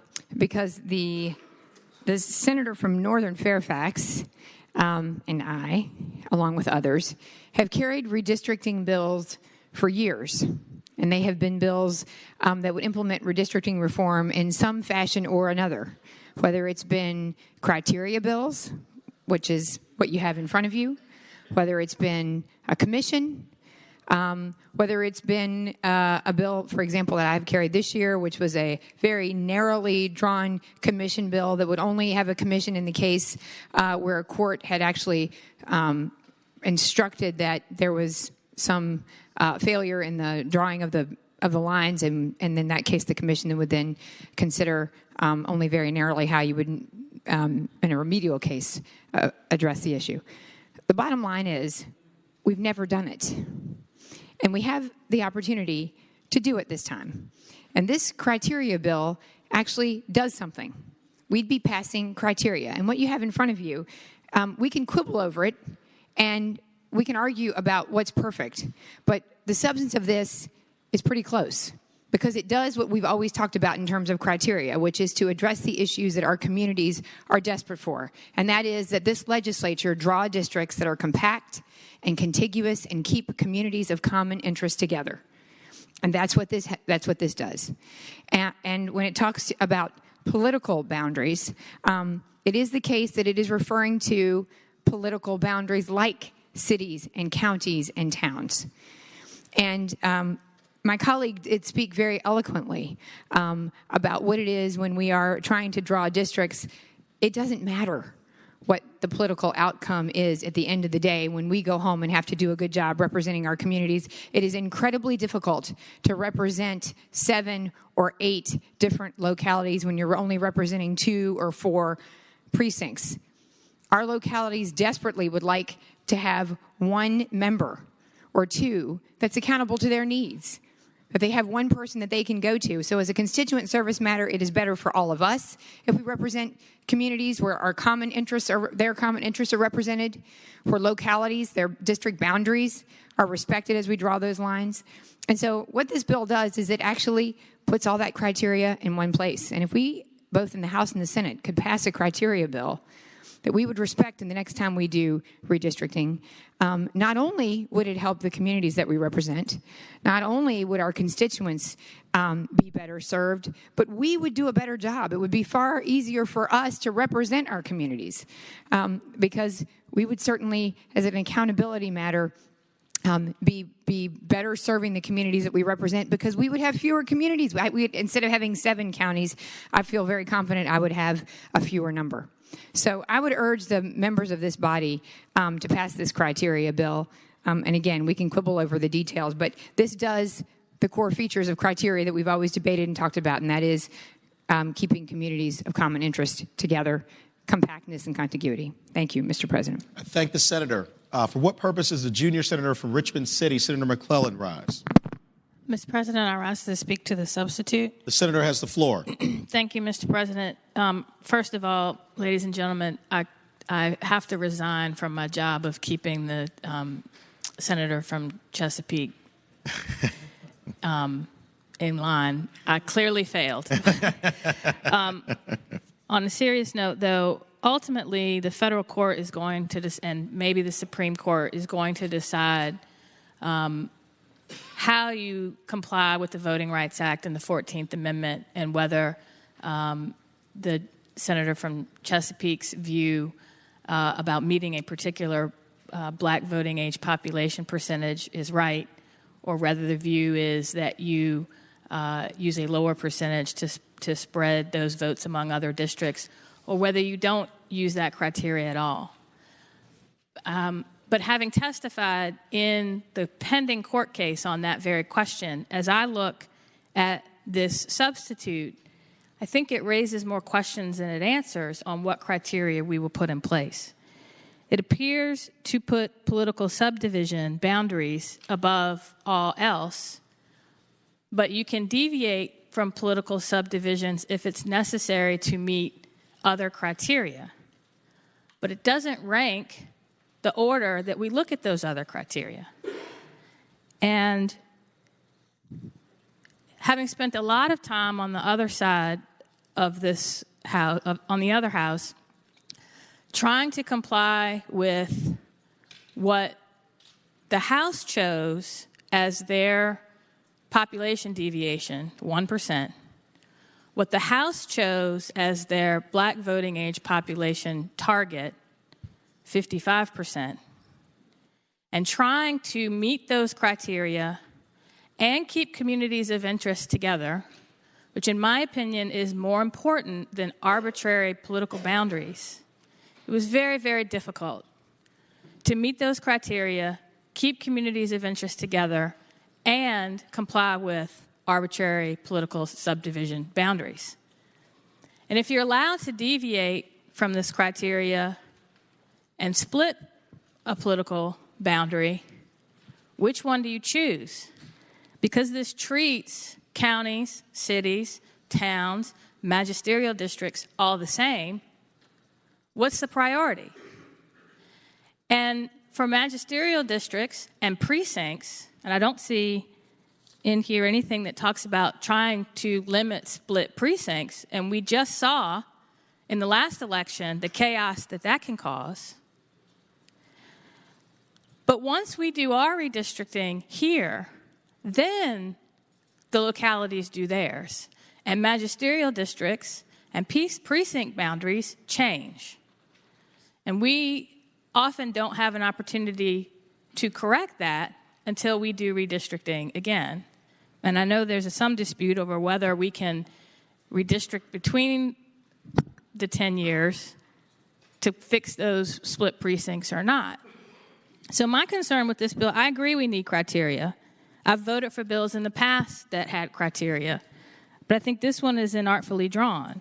I mean, even as simple as on lines 17 and 18, saying you must draw districts as practicable to meet a population number, but then on line 26 saying you do the maximum extent possible to meet political boundaries. What's the difference? Which one trumps? And so for that reason, I think this substitute is not quite ready for prime time, is probably premature given the pending court cases on how we use race in drawing these district boundaries. And for that reason, I can't support it. I thank the senator from Roanoke City, Senator Edwards. For what purpose do you rise? Mr. President, I move to rise to give a number of reasons why this bill should not be passed. The senator has the floor. I had not, Mr. President, intended to speak, but having read it for the first time today and also having heard the debate on the floor, first of all, I think it's already been mentioned that the United States Supreme Court is currently hearing a very important gerrymandering case out of Wisconsin, I believe. It's already heard the case. The decision has not come down. And recently, the Pennsylvania State Supreme Court threw out a congressional district. And both the Supreme Court of the United States and the Pennsylvania Supreme Court were grappling with the same issue, something that's novel when it comes to gerrymandering. That has to do with the extent to which political considerations, not racial and so forth, but political considerations can play in drawing district lines. And the U.S. Supreme Court apparently is considering, and probably will rule, that undue political influence is illegal. and unconstitutional, just like the Pennsylvania Supreme Court did in a recent congressional district case. I think we should hear what the Supreme Court has to say about this, because as we know, the United States Supreme Court's decision in these areas trumps everything else. We should hear what they have to say, and it's a little premature to go forward with this bill. But the second thing is the junior senator from Richmond City, the junior Jennifer, and the senator from Southern Fairfax, and maybe others have mentioned. What this does is really make it more likely to have gerrymandering than less illegal gerrymandering than less gerrymandering, because you're placing, to the maximum extent possible, local political boundaries. These were set for different reasons, having nothing whatsoever to do with the redistricting that we do every 10 years. This have to do with these boundaries that are already there of the counties and the cities, the towns, magisterial district, election districts, councilmanic districts, and voting precincts. They're set at the local level. For some have been there because it's history, going back to whenever we redid the district lines in the counties and the cities in Virginia, but also the changes that occur periodically at the local level on election districts, magisterial districts, having nothing whatsoever to do with what we have to do every 10 years to make sure one man, one vote prevails.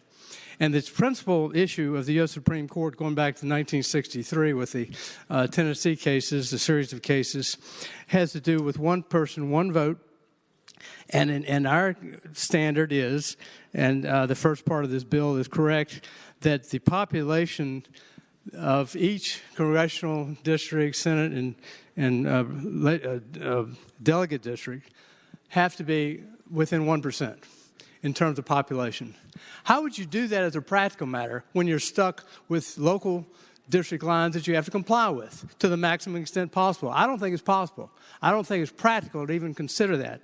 And the second thing is you're hamstringing the General Assembly in terms of fixing the district lines on a one-person, one vote within a 1% margin, each Senate district, for example, being within the same number of citizens.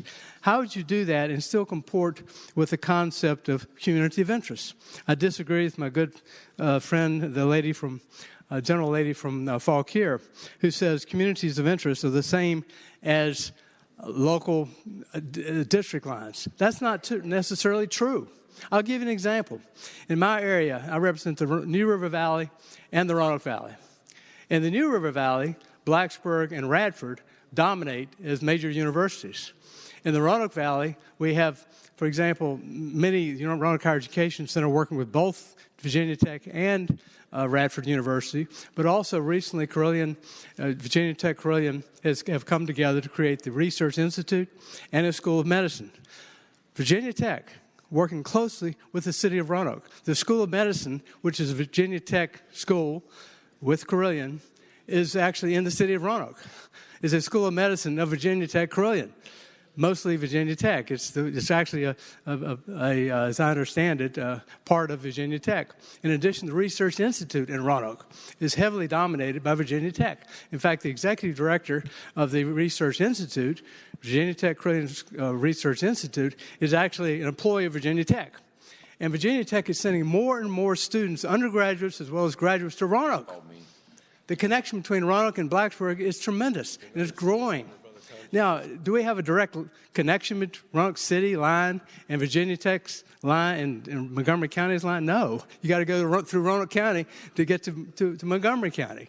And it's about a 35, 45-mile distance between downtown Roanoke and downtown Blacksburg. But the connection is dynamic and is growing. The community of interest, I could argue, between Blacksburg, for example, and Radford on one hand and Roanoke City on the other hand is much stronger than you can say the connection between Roanoke City and maybe some of the surrounding counties of Roanoke City.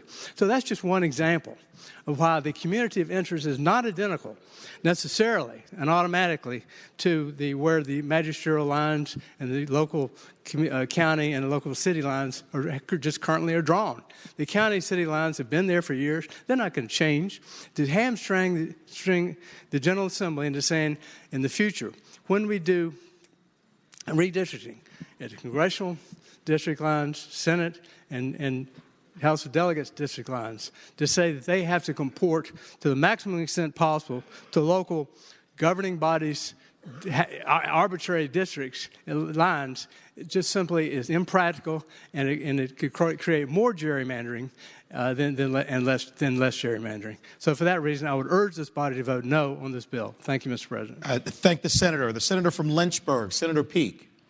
Yes, thank you, What purpose does the senator rise? I rise for several purposes, Mr. President. One, to speak to the bill. A second, if I'll ask the senior senator from Roanoke if he'll yield for a question, and for a point of clarification. Thank the senator. Would the senator like to start with a question? First, I would like to make a statement on the bill first. Okay. Senator has the floor. Speaking to the bill, Mr. President, I have been paying close attention to the redistricting battle that has been going across the Commonwealth for the 2 years, the year that I've been in the Senate. And I have stated numerous times that I am a fan of non-gerrymandered districts. I do not support a bipartisan redistricting committee because I don't believe there's any such thing as a bipartisan group anywhere on anything. But I have said that I wanted to follow the Virginia Constitution that follows compact, contiguous districts and respects communities of interest.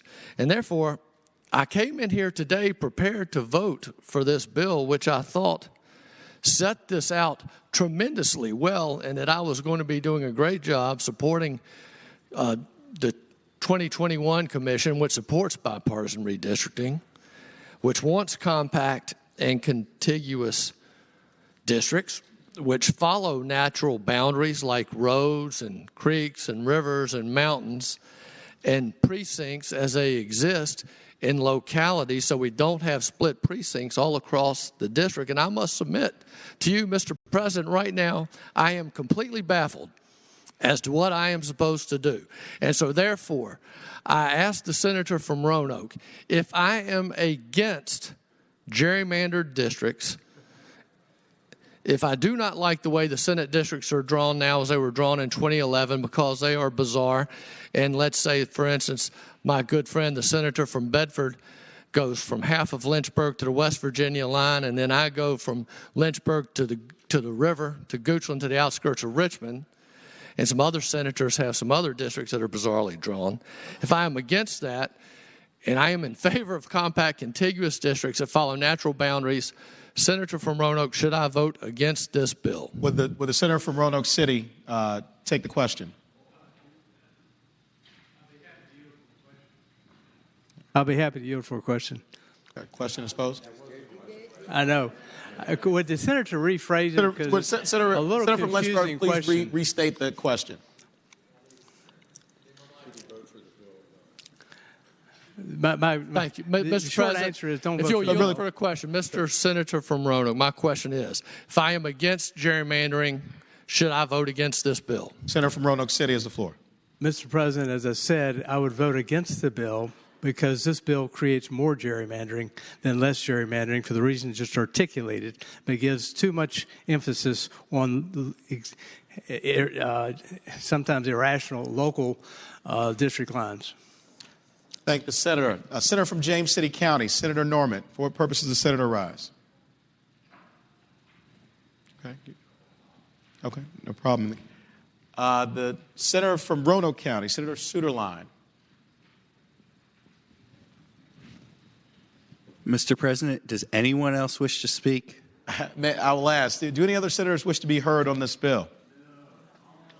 Hearing none, Senator from Roanoke County, Senator Suderline has the floor. Thank you, Mr. President. I rise to speak to the substitute.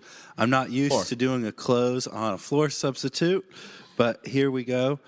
There are several things that were addressed in this. First, to answer the question that was asked by the senator from Lynchburg, and I do not want to violate any of the Senate's rules or customs on speaking ill of another member. I would just point out that the first person to rise against this bill today was the chief author of the current lines that we have. So he does not like it. I understand that. That's quite all right. I would point out, because it was said a few different times about split precincts. It says right in there on line 28, voting precincts, so that we do not have situations like they had in Fredericksburg where there was confusion about where people should vote. That's why we want to make sure that we don't split precincts more than are necessary. We have, I pointed out, and the senator from Northern Chesapeake, and I sincerely appreciate his comments, he spoke very well on the reason we have the floor substitute was for you was to make sure that it was clearly articulated that we were not going to follow the Voting Rights Act just because it's federal law and trumps state law, but because it's something that we support. So that's drawn right in there in lines 22 through 25, as well as our support for the 14th Amendment's Equal Protection Clause. It's not something we're simply bound to, it's something that we believe in. So that was added to this to make clear that. I would also point out, and I'm sorry to everyone that this is happening on second reading, and we're going to get to do it again. But when we talk about the districts currently having a compactness requirement in the state constitution, I know all of you have some interesting districts, but I really have some interesting localities that are split. I have part of Roanoke County, but my own magisterial district is split, and my own subdivision is split. Friends of my wife who she walks with that lives close enough that they walk together, they were very frightened on election day that I had somehow not made the ballot because I wasn't on their ballot. And our children go to school together, they walk the same streets together. It's not compact. And just without going through every one of my localities and how split they are, I would just point out that the town of Christiansburg is split. Not a county, a town. But it's a big town. It's over 20,000 people. And so is the town of Wytheville. It's split down the middle between myself and the senator from Grayson. It's got 8,000 people. And then the town of Rocky Mount, where the neighborhoods in Rocky Mount are split as well between myself and the senator from Franklin. It's a town of less than 5,000. And then you go down to to Hillsville, rather. It's less than 3,000 people, and it's split between the senator from Franklin and myself. So I would suggest that we don't have a compactness requirement of any meaning in the state constitution, and this criteria is why I'm trying to bring it. So we actually have a real compactness standard, and I hope it will be the pleasure of the body to adopt the floor substitute, and then we can move on to engrossing it, and then we can move on to debating this again another day. I thank the senator. For what purpose is the senior senator from Chesapeake, Senator Cosgrove, rise? Mr. President, I call the question. Senator. Okay. Absolutely. No further speakers. The motion is on the floor. The question is, shall the floor substitute be agreed to? All those in favor of the motion will say aye. Aye. Those opposed, no. No. Chair is uncertain. We'll have a recorded vote. Are the senators ready to vote? Have all the senators voted? Do any senators desire to change their votes? The clerk will close the roll. Ayes 23, no 17. Ayes 23, no 17. The floor substitute is agreed to. The senator from Roanoke County, Senator Suderline. Thank you, Mr. President. I move that we engross and advance this bill to its third constitutional reading. The question is, shall the bill be engrossed and advanced to its third constitutional reading? All those in favor will say aye. Those opposed, no. The ayes have it. The bill is engrossed and advanced to its third constitutional reading. Senate Bill 120, a bill relating to alcoholic beverage control, substance abuse prevention, Virginia Institutions of Higher Education Substance Use Advisory Committee established. Reported from the Committee on Finance with a substitute. The senator from Arlington, Senator Favola. Thank you, Mr. President. I move that the substitute reported out from the Committee on Finance be agreed to. The question is, shall the substitute be agreed to? All those in favor will say aye. Aye. Those opposed, no. The ayes have it. The substitute is agreed to. The Mr. senator President. from Arlington, Senator Favola. Thank you, Mr. President. Mr. President, I move that the bill be engrossed and advanced to its third reading. The question is, shall the bill be engrossed and advanced to its third reading? All those in favor will say aye. Aye. Those opposed, no. The ayes have it. The bill is engrossed and advanced to its third reading. Senate Bill 188, a bill relating to the Virginia Public Procurement Act, competitive negotiation, professional services, simultaneous negotiation, reported from the Committee on General Laws and Technology with amendment. The senator from Arlington, Senator Favola. Thank you, Mr. President. I move that the amendment from the Committee on General Laws and Technology be agreed to. The question is, shall the amendment be agreed to? All those in favor will say aye. Aye. Those opposed, no. The ayes have it. The committee amendment is agreed to. The senator from Arlington, Senator Favola. Thank you. Mr. President, I move that the bill be engrossed and advanced to its third reading. The question is, shall the bill be engrossed and advanced to its third reading? All those in favor will say aye. Aye. Those opposed, no. The ayes have it. The bill is engrossed and advanced to its third reading. Senate Bill 192, a bill relating to the Virginia Lottery, interception of lottery prizes, reported from the Committee on Finance. Senator from Lynchburg, Senator Peake. Yes, Mr. President, I move that the bill be engrossed and advanced to its third reading. The question is, shall the bill be engrossed and advanced to its third reading? All those in favor will say aye. Those opposed, no. The ayes have it. The bill is engrossed and advanced to its third reading. Senate Bill 202, a bill relating to public employment, prohibited discrimination based on sexual orientation or gender identity, reported from the Committee on General Laws and Technology. The senator from Alexandria, Senator Eben. Mr. President, I move that SB 202 be engrossed and advanced to its third reading. The question is, shall SB 202 be engrossed and advanced to its third reading? All those in favor will say aye. Aye. Those opposed, no. The ayes have it. The bill is engrossed and advanced to its third reading. Senate Bill 246, a bill relating to insurance agents, licensing requirements, reported from the Committee on Commerce and Labor. The senator from Petersburg, Senator Dance. Thank you, Mr. President. I move that the bill be engrossed and advanced to its third reading. The question is, shall the bill be engrossed and advanced to its third reading? All those in favor will say aye. Aye. Those opposed, no. The ayes have it. The bill is engrossed and advanced to its third reading. Senate Bill 423, a bill relating to the Virginia Fair Housing Law, unlawful discriminatory housing practices, sexual orientation, and gender identity, reported from the Committee on General Laws and Technology. The junior senator from Loudoun, Senator Wexton. Mr. President, I move that the bill be engrossed and advanced to its third read. The question is, shall the bill be engrossed and advanced to its third reading? All those in favor will say aye. Aye. Those opposed, no. The ayes have it. The bill is engrossed and advanced to its third reading. Senate Bill 547, a bill relating to transient occupancy tax, eligible historic lodging properties, reported from the Committee on Finance. Senator from Augusta, Senator Hanger. Engrossed and advanced to its third reading. The question is, shall the bill be engrossed and advanced to its third reading? All those in favor will say aye.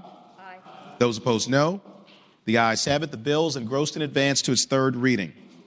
Senate Bill 654, a bill relating to the Virginia Health Club Act, automated external defibrillators required in health clubs, reported from the Committee on Commerce and Labor with amendments.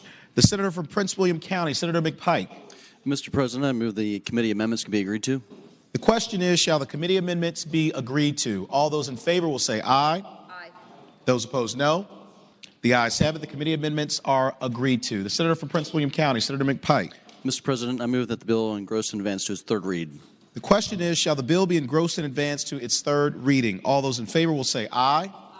Those opposed, no. The ayes have it. The bill is engrossed and advanced to its third reading. Senate Bill 755, a bill relating to annuity contracts purchased to fund certain retirement benefits, limits on de-risking transactions, limitation on transfers, protection from creditors' claims, reported from the Committee on Commerce and Labor with a substitute. The senior senator from Richmond City, Senator Sturdivant. Mr. President, I move that the committee substitute be agreed to. The question is, shall the committee substitute be agreed to? All those in favor will say aye. Aye. Those opposed, no. The ayes have it. The committee substitute is agreed to. The senior senator from Richmond City. Mr. President, I move that the bill be engrossed and advanced to its third reading. Question is, shall the bill be engrossed in advance to its third reading? All those in favor will say aye. Those opposed, no. The ayes have it. The bill is engrossed in advance to its third reading. Senate Bill 779, a bill relating to the enforceability of non-competition agreements that restrict the right of a physician to practice medicine. Reported from the Committee on Commerce and Labor. The senator from Franklin, Senator Stanley. Thank you, Mr. President. I now move that we engross in advance Senate Bill 779 to its third reading. The question is, shall Senate Bill 779 be engrossed in advance to its third reading? All those in favor will say aye.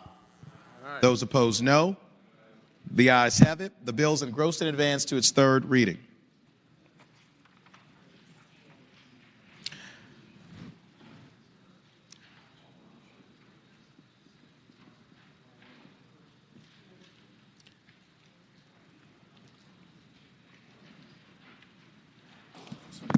Uncontested calendar, Senate bills on first reading. The senator from James City County, Senator Norman.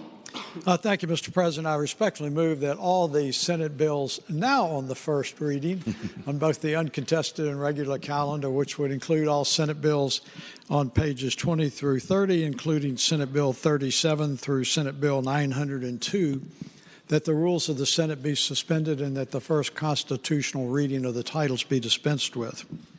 I thank the senator. The question is, shall the rules be suspended in the first reading of the titles of Senate bills on the uncontested and regular calendars, pages 20 through 30, Senate Bill 37 through Senate Bill 902, be dispensed with? All in favor of the motion will record their votes aye. Those opposed, no. Are the senators ready to vote?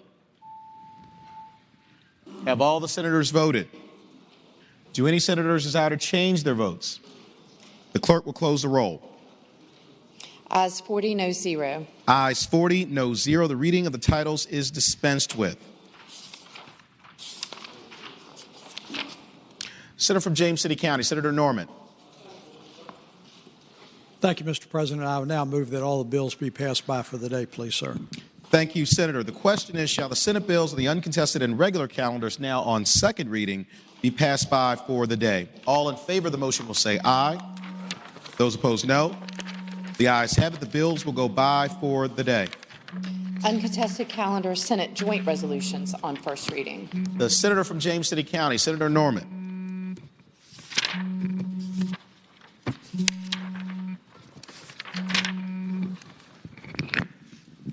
Mr. President, let me find the right page here. I apologize. Page 31 is, I believe.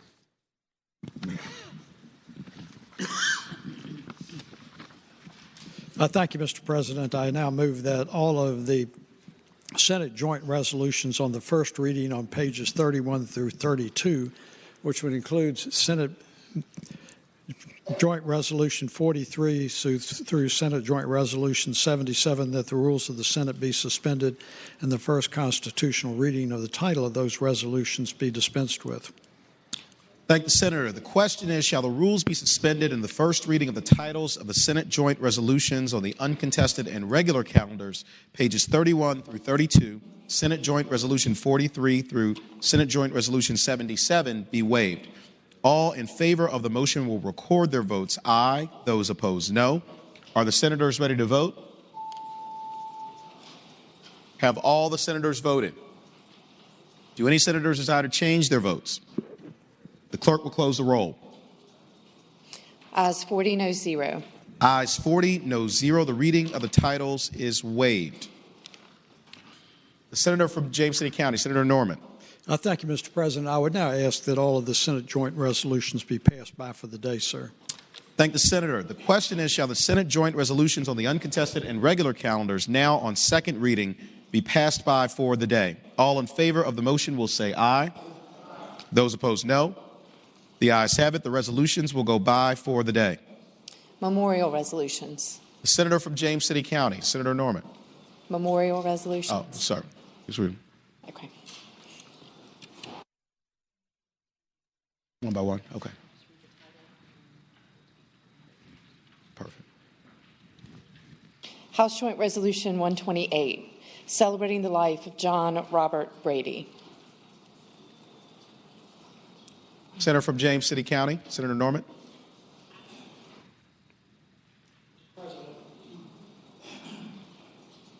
Mr. President, I would ask that the memorial resolution be agreed to in the usual manner. The resolutions will be agreed to in the usual manner. All those in favor of agreeing to the memorial resolution, please rise.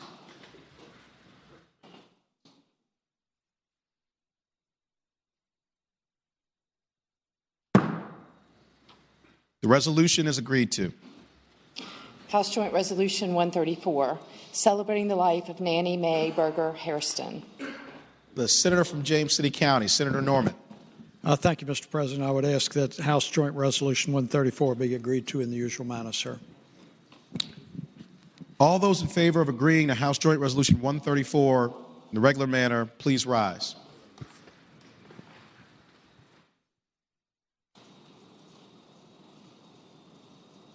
The resolution is agreed to. Senate Joint Resolution 70, celebrating the life of Donald Williams, Sr. The senator from Grayson, Senator Carrico. Thank you, Mr. President. I move that we pass the resolution Thank in a you, normal Senator. manner. The resolution will be agreed to in the normal manner. All those in favor of agreeing to the memorial resolution, please rise.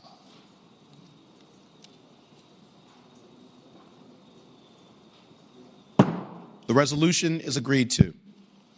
Senate Joint Resolution 78, celebrating the life of Gerald Thomas Halpin. The senior senator from Fairfax, Senator Saslaw.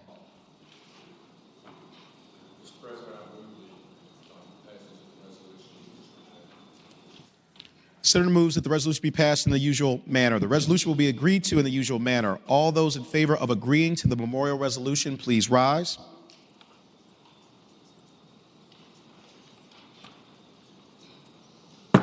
The resolution is agreed to.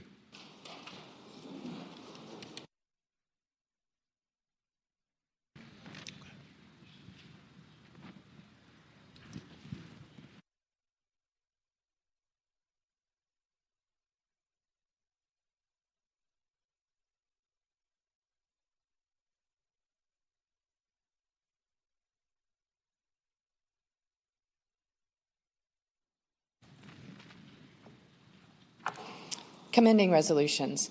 Senate Joint Resolution 20, commemorating the 150th anniversary of the passage of the 14th Amendment to the United States Constitution. Mr. President, I respectfully ask that Senate Joint Resolution number 20 be passed by for the day, sir. Without objection, Senate Joint Resolution 20 will be passed by for the day. Senate Joint Resolution 72, commending the Honorable Helen Lehner. Senator from Eastern Fairfax, Senator Surville. I move the resolution pass. The question is, shall Senate Joint Resolution 72 be agreed to? All those in favor of the motion will say aye. Those opposed, no. The ayes have it. The resolution is agreed to. Senate Joint Resolution 79, commending the Liberty University School of Aeronautics. Senator from Bedford, Senator Newman. Mr. President, I move that the resolution be agreed to. The question is, shall Senate Joint Resolution 79 be agreed to? All those in favor of the motion will say aye. Those opposed, no. The ayes have it. Senate Joint Resolution 79 is agreed to.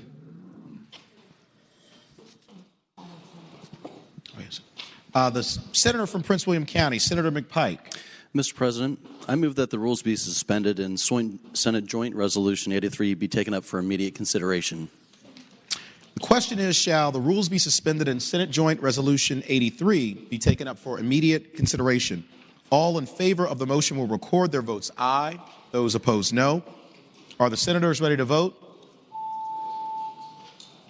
Have all the senators voted? Do any senators desire to change their votes? The clerk will close the roll. Ayes 39, no 0. Ayes 39, no 0. The rules are suspended to take up the resolution for immediate consideration. The clerk will please read the title. Senate Joint Resolution number 83, commending the George Mason University Alumni Association. The senator from Prince William County, Senator McPike. Mr. President, I move the resolution be agreed to. The question is, shall the resolution be agreed to? All in favor of agreeing to the resolution will say aye. Those opposed, no. The resolution is agreed to. The Senator from James City County, Senator Norman. Thank you, Mr. President. Inquiry of the clerk. Does that complete today's calendar, Madam? Yes, sir. The Senate will be at ease temporarily.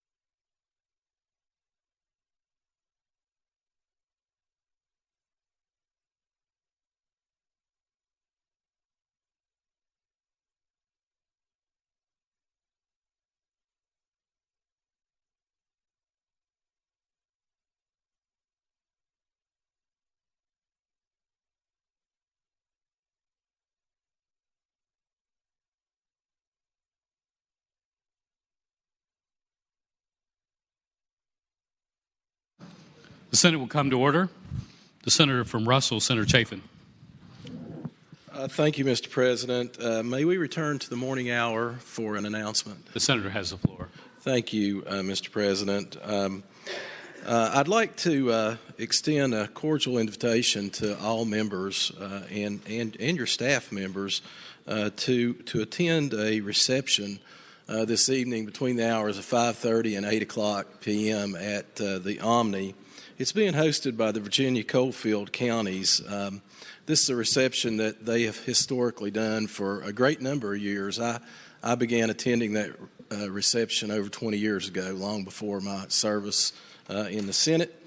So I invite you to come on out to the Omni and enjoy a time of socializing with the people who live, work, and play on the far west end of this state and learn more about them. Thank you. Thank you, Senator. The senior senator from Loudoun County, Senator Black. Mr. President, I rise on a point of personal privilege. The Senator has the floor. Ladies and gentlemen, we have a tremendous page program. I think everybody agrees on that. And Mr. Finch does a wonderful job, and all of the folks who work with the pages. We have, however, a huge glaring void in our page program, and I would like to suggest to the Senate clerk that we resolve this. And this is the problem. We bring together all of these wonderful, wonderful young people from around the state, and they make great friends, and they do wonderful things, and they take it back and remember it forever. And some of them have come, and I think we've had people who've come back here 70 years later, and, you know, the one thing that we lack is a yearbook. There is no yearbook.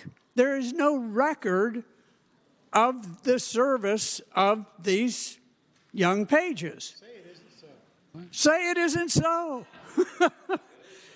And ladies and gentlemen, I really believe that with all of the work and all the effort that they put in and that we put in, that we need to have a yearbook. And I would offer to the Senate clerk that if we need to, I would be most happy to contribute for this year. And I think in future years, we ought to make it a little bitty line item or a little bitty part of the Senate. And we ought to talk with, perhaps we talk with the House, maybe not. I think that's something maybe that the Senate clerk can decide, whether we should have a combined yearbook that would have both of them. But it ought to be in the Library of Virginia. We ought to have year by year where these young folks can have it. They can have people sign and all of that stuff. So that is my suggestion, and I would hope that that suggestion is passed on. Thank you very much. Thank you, Senator. Senator from King George, Senator Stewart. Thank you, Mr. President. I rise for a point of personal privilege. Senator has the floor. Thank you, Mr. President. Mr. President, I rise today about a week late to acknowledge the birthday of General Robert E. Lee, and I do so because of scheduling issues and out of deference to other members who wanted to speak to the floor. But nonetheless, on Friday, January the 19th, it was Lee's 211th birthday. And Mr. President, today there are some Americans that are challenging long-held traditions and images as irrelevant or offensive. And it is convenient today to ascribe 21st century morals and understanding to people of earlier eras when they don't exactly fit the purpose of our narrative today. And sometimes heroes seem to be made and destroyed by how they fit the latest popular or political agenda, and not by their substance and contributions to an American fabric. Lee was such an American hero, and his legacy has fallen victim to just such a contemporary rewriting of history. Mr. President, Robert E. Lee and his fellow Virginians did not go to war to preserve slavery. Virginia's secession convention voted twice against secession until Abraham Lincoln called on states to send men to form a force to march across Virginia to invade the seceded states. Lee was asked to lead that invasion. And then and only then did Virginia choose the route of secession. And with that, Robert E. Lee resigned his commission and returned to Arlington as a civilian. Because, as he wrote, I've not been able to make up my mind to raise my hand against my relatives, my children, and my home. To those of us in the 21st century, we may not understand that someone would identify themselves more as a Virginian than as an American. But prior to 1861, most residents of the United States thought of themselves as New Yorkers, Ohioans, Carolinians, or Virginians more than Americans. There are also Northerners, Westerners, and Southerners, and they define stark cultural, economic, and political differences. And these loyalties dramatically outweighed many national values. Lee, whose life had been formed by the lives, struggles, and dreams of his father and his hero, George Washington, revered the United States as their singular greatest accomplishment. And he dedicated his life to serve that dream as they had. But like his father and George Washington, his understanding of the United States began and ended in their identification as a Virginian. Lee wrote to his son Rooney that I shall return to my native state and share the miseries of the people. Save in her defense, I will draw my sword no more. He hated the idea of secession and disunion and understood that it would lead to war, but his honor would not allow him to abandon his home and his family in a time of disaster. When the time came, he accepted the governor of Virginia's call to lead her defenses. Virginia's future would be placed in the hands of the man that General Winfield Scott called the very finest soldier I've ever seen. Lee saw slavery as an evil, but like so many in his day, he didn't know what to do about it, except in that in which he could control for the future. Before he was assigned to combat duty in Mexico, he wrote out his will that slaves that he had inherited from his mother's estate should be freed upon his death. Again, when his father-in-law died in 1858, one of his duties was to free the slaves of his father-in-law. Lee saw the Confederate nation as much more than a slaveocracy and proposed that slaves be given freedom for serving in the Confederate Army, with assurance that their families would be granted manumission. This would have led to an eventual abolition of slavery in the South. He saw that the political tenor of the war had turned from a fight to reunite the country to a fight to abolish slavery. He made every effort to encourage the Confederate political leadership to embrace the inevitable and began the transition of enslaved people from bondage to freedom, but the Confederate Congress would not agree. In his darkest hour, Lee placed his country and his people before his own glory, legacy, or reputation. Faced with insurmountable odds and the inevitability of a defeat, he accepted the magnanimous terms of surrender and rejected the futility and chaos of guerrilla warfare to save countless lives homes, and ultimately a nation. Upon his surrender, he signed the oath of allegiance and began to lead his country, Virginia and the South, in healing the wounds of a broken people and a reunification of a nation redefined by war and a new national identity. Upon his return to civilian life, General Lee was offered lucrative commercial opportunities to use his name for profit and celebrity. All of these he rejected.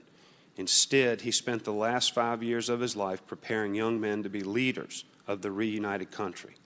In the modest life of the president of an impoverished college, he explained that, "I've led young men in battle.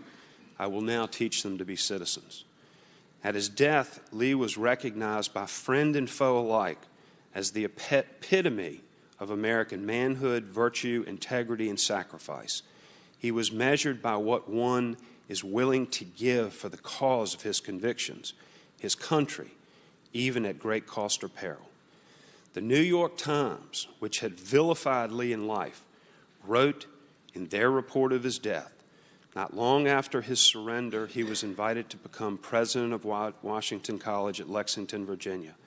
Since that time, he has devoted himself to the interest of that institution, keeping so far as possible aloof from public notice, and by his unobtrusive modesty and purity of life has won the respect of even those who most bitterly deplored and reprobate his course in the rebellion." And Mr. President, I would leave you with a story about a Sunday in St. Paul's Episcopal Church here in Richmond in June 1865, where the folks had gathered to worship, and they had much to pray about and to thank God that the war was over and ask God to help in the days of healing to come. When the Reverend invited the congregants forward to receive the Eucharist, a tall, well-dressed black gentleman proceeded down the center aisle and knelt at the rail. For a moment, nobody moved in the church, and even the rector appeared to be stunned.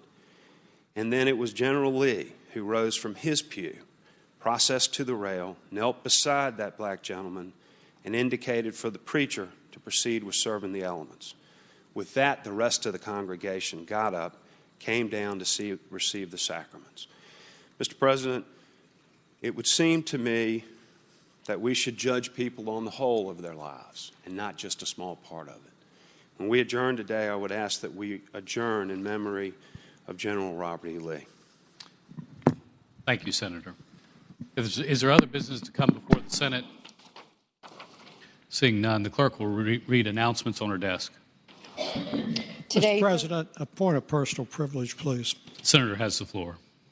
Thank you, Mr. President. I want to compliment the senator from Kings George on the objective and ecumenical way that he addressed that matter today, and I thought it was eloquent. This body, frequently I consider it not only a crucible of debate, but also a crucible of knowledge where some of us are actually educated on issues that do not fall within our daily or normal purview of life. And I would say I like to think that I have a reasonable knowledge of history, particularly on the Civil War history, just because of the heritage of where I obtained my undergraduate degree. But I would say, as I listened today on the comments of the life of General Robert E. Lee, that there were some morsels of historical knowledge that I was not previously aware of. And I feel like that I learned something in this crucible of education today that I was not previously aware of. With that, Mr. President, after announcements, I'll make the appropriate motion. Yes, sir. Is there any other business to come before the Senate? If not, the clerk will read announcements on her desk. Today, Thursday, January 25th, 2018, the Education and Health Subcommittee on Higher Education will meet immediately upon adjournment in the 5th floor Subcommittee Room number 3. Senators Saslaw, Black, Chase, Cosgrove, and Peterson. The Committee on Agriculture, Conservation, and Natural Resources will meet 1/2 hour after adjournment in Senate Room A in the Pocahontas Building.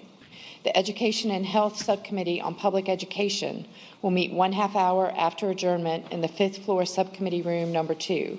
Senators Carrico, Donovan, Howell, Locke, and Peake. The Finance Subcommittee on Education will meet at 3:00 p.m. in the 5th floor Subcommittee Room number 1. Senators Norman, Newman, Howell, Saslaw, Hanger, Ruff, Donovan, and Stewart. The Virginia Legislative Black Caucus will meet at 6:00 p.m. in the 5th floor Subcommittee Room number 3. Tomorrow, Friday, January 26, 2018, the Committee on Rehabilitation and Social Services will meet at 8:30 a.m. in Senate Room A. The Republican Caucus will meet 1/2 hour before session in Senate Room 2. The Democratic Caucus will meet 1/2 hour before session in Senate Room 1. Senator from King George. Thank you, Mr. President. Mr. President, a slight change in that schedule. Could the agriculture meeting please meet at 3 o'clock? Clerk will note the change. Any other matters to come before the Senate? The Senator from James City, Senator Normant. Thank you, Mr. President. A slight change in the calendar. I'm going to ask that the Finance Subcommittee on Education meet at 3:30. Mr. President, I respectfully move that the Senate now adjourn until 11 a.m. tomorrow, and that when we adjourn today, that we adjourn in the memory of General Robert E. Lee. Thank you, Senator. The question is, shall the Senate adjourn until 11 a.m. tomorrow in memory of Robert E. Lee? All in favor of the motion will say aye. Opposed, no. The ayes have it. The motion is agreed to. The Senate stands adjourned until 11 a.m. tomorrow.